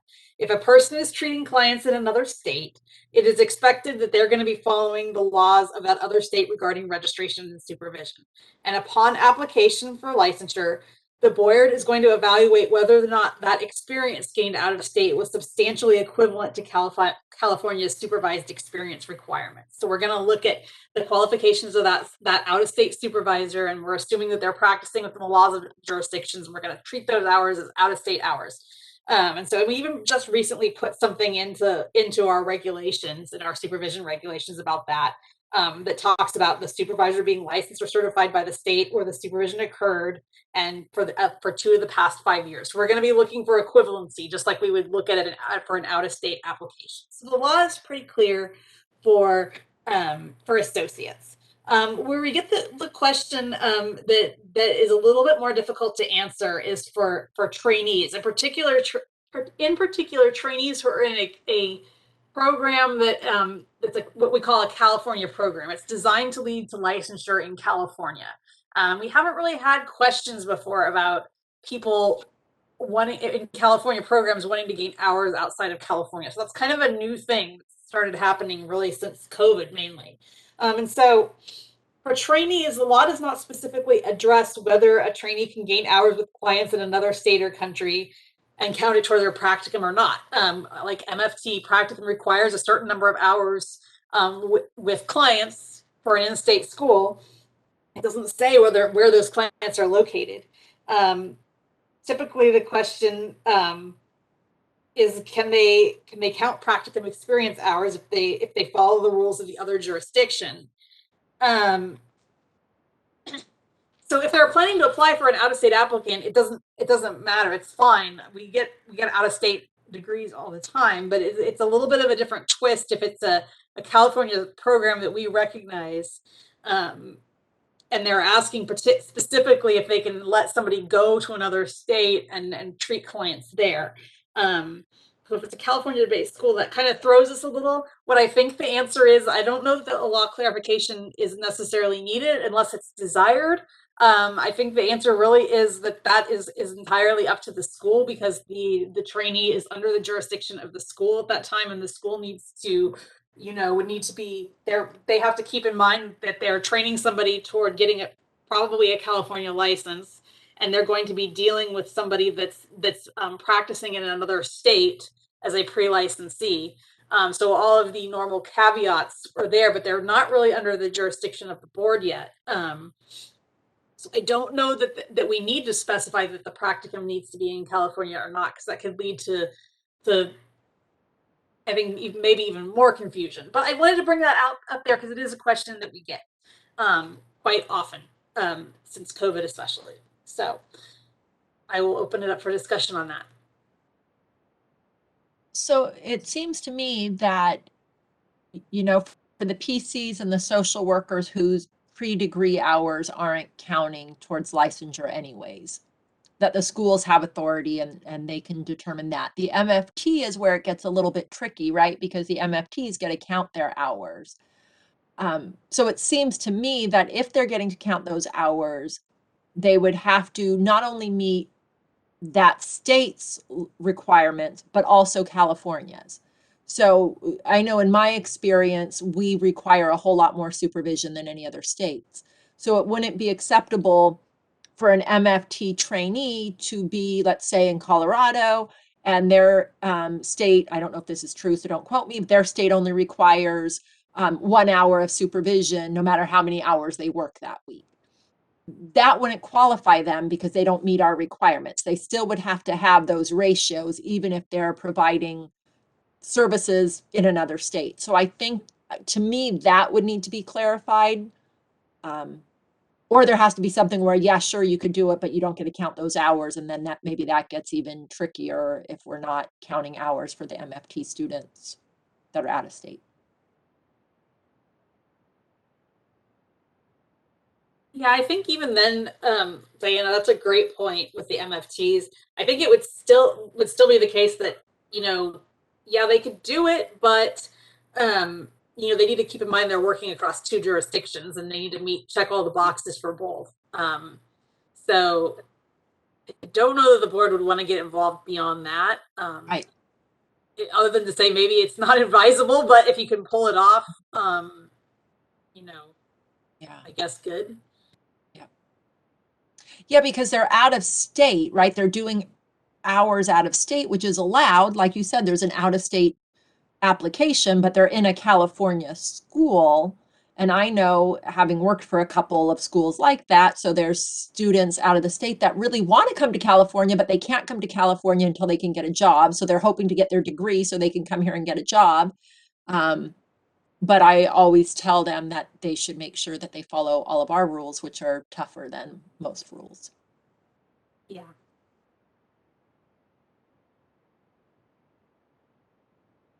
Chris or Susan, do you guys have anything? No, I'm kind of on the same line with you, Diana. I mean, all that makes sense. Yeah, I agree. I mean, I'm not really sure exactly whether anything needs to be different, changed.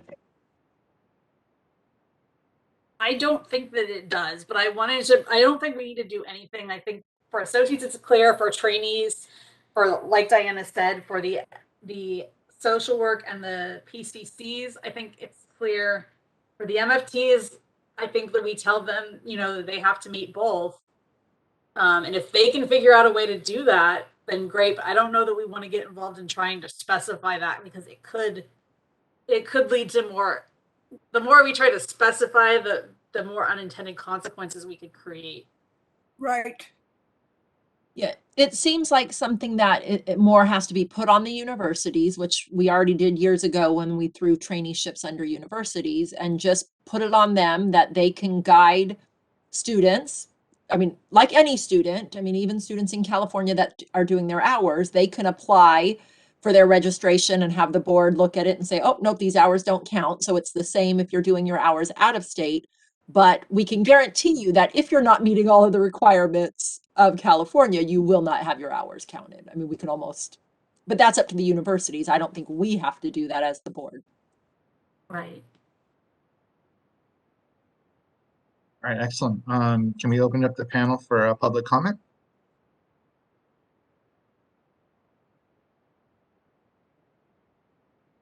We are open for public comment. If you would like to make a comment, please type the word comment into the Q&A section, which should have appeared in the lower right-hand corner of your screen, and send it to all participants. For dial-in users, please dial *3 to raise your hand.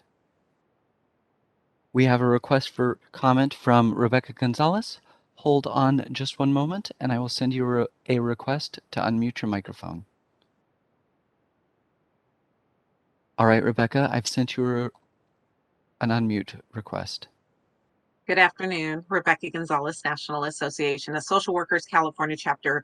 I just want to add that I agree for social workers, social work interns, no additional clarification is needed because we do not, gain hours while in school, and schools determine those policies. Thank you. Thank you.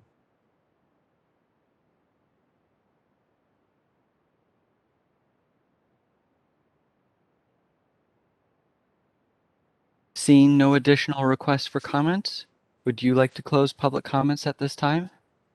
Yes, please. All right, and so as the recommendation is that we take no action then I assume that we can close this section. Rosanna, is that correct? Yes, that's Okay. correct. Any other comments from the board? Oh, all right. Then we are moving on. Okay. I believe the next item on the agenda is public comments for items that are not on the agenda. As a reminder, the board may not discuss or take any action on any matter raised during the public comment section, except to decide whether to place the matter on the agenda of a future meeting. So We are can now. Sorry. My apologies. Go ahead, sir. No, I was going to say, would you open the panel for public comments, please? Thank you. We have opened for public comment on items not on the agenda. If you would like to make a comment, please type the word comment into the Q&A box in the lower right-hand corner of your screen and send it to all participants. If you are a dial-in user, please dial *3 to raise your hand.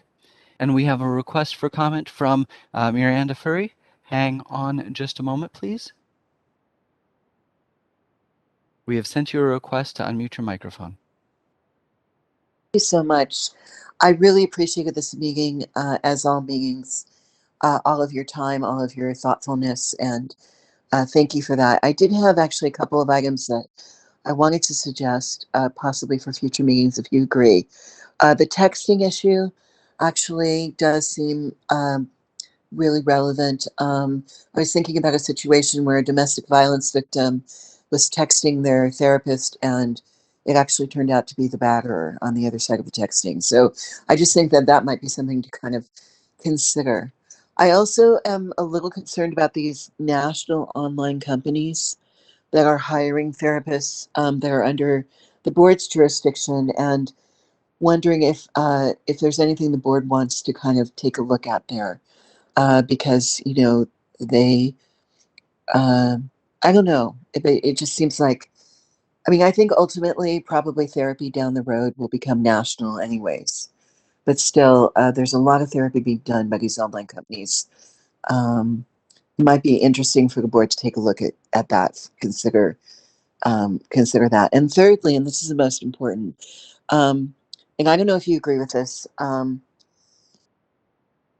it's in some ways it's not directly related to the telehealth committee, but the physicians have an oath, so they have the Hippocratic oath, and I've noticed that the therapists do not have an oath of do no harm, and it seems to me like their therapists are in a great deal of power, and part of it is regulation and monitoring, but I also wonder if it might be helpful for us to actually have the kind of oath that does seem to guide the medical profession in terms of some, make a difference in terms of some actions.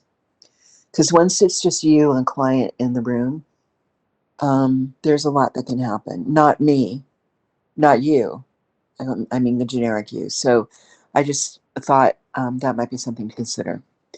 Again, I really appreciate your time. Thank you for listening to my thoughts. Okay, thank you. Thank you. I just want to remind the attendees that right now we're taking public comments for items not on the agenda. If you are interested in making a suggestion for future agenda items, that will be the next item, item number 7.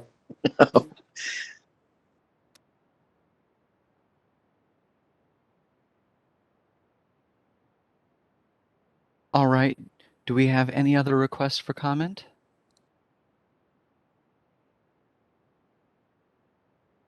Seeing none, would you like to close public comments for the moment? Yes, please. Thank you.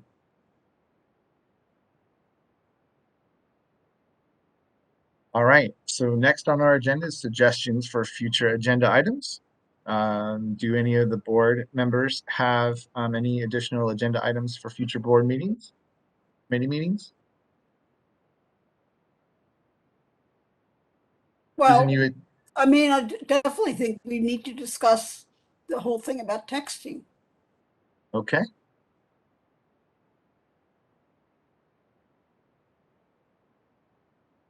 Diana?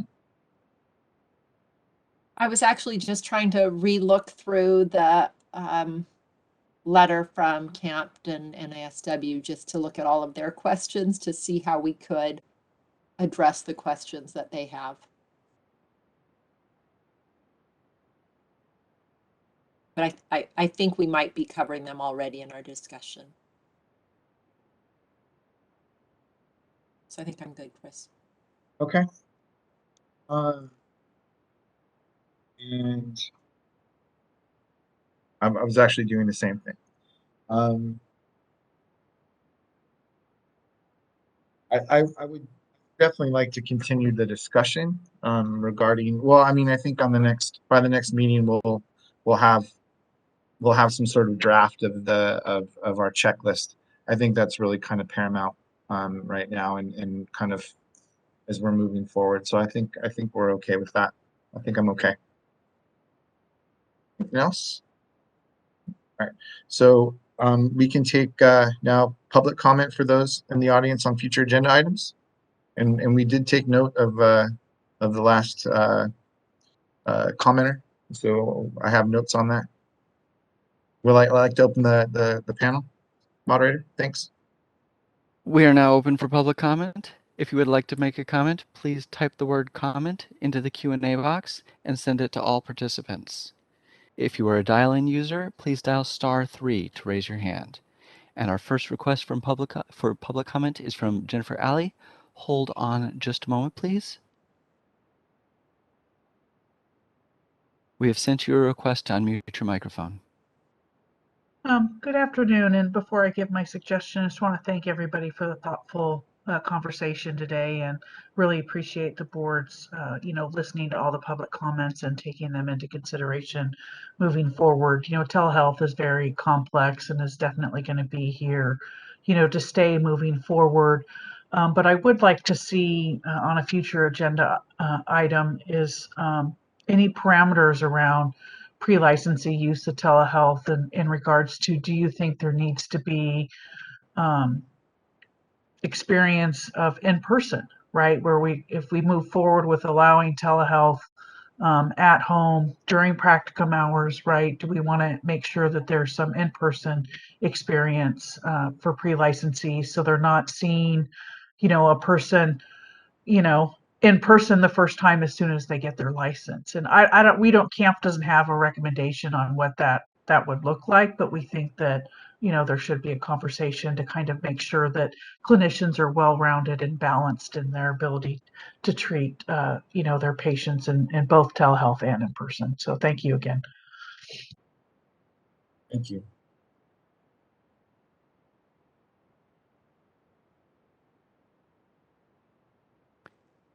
And our next request for comment is from Stephanie Gabler. Hold on just one moment, please.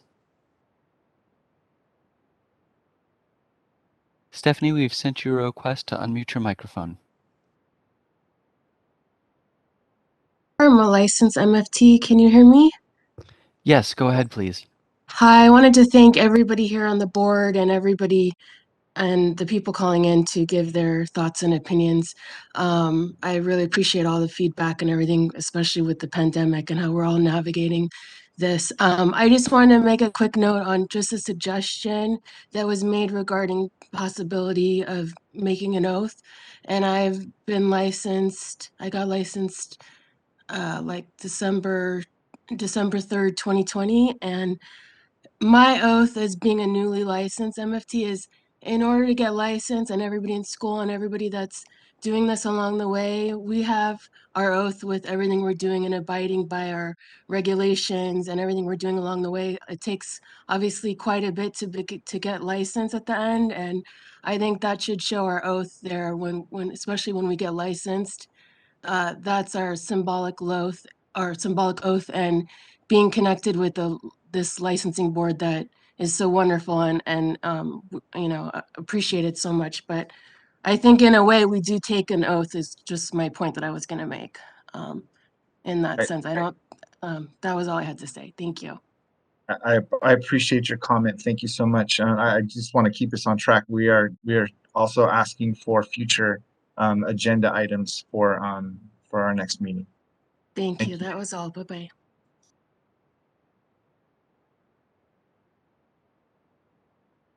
All right. Let's make a last call for requests for future agenda items.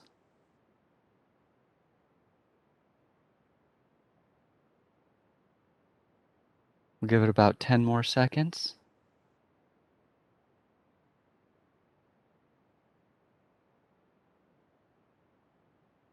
Seeing no requests for future agenda items, would you like to close the comments at this time? Yes, please.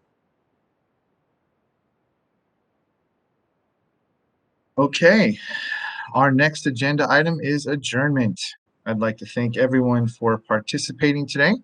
As a reminder, our next board meeting will be on February 10th and 11th. We hope to see you all then. This meeting is adjourned. The time is 3:24 p.m. Thank you all so much and have a great weekend.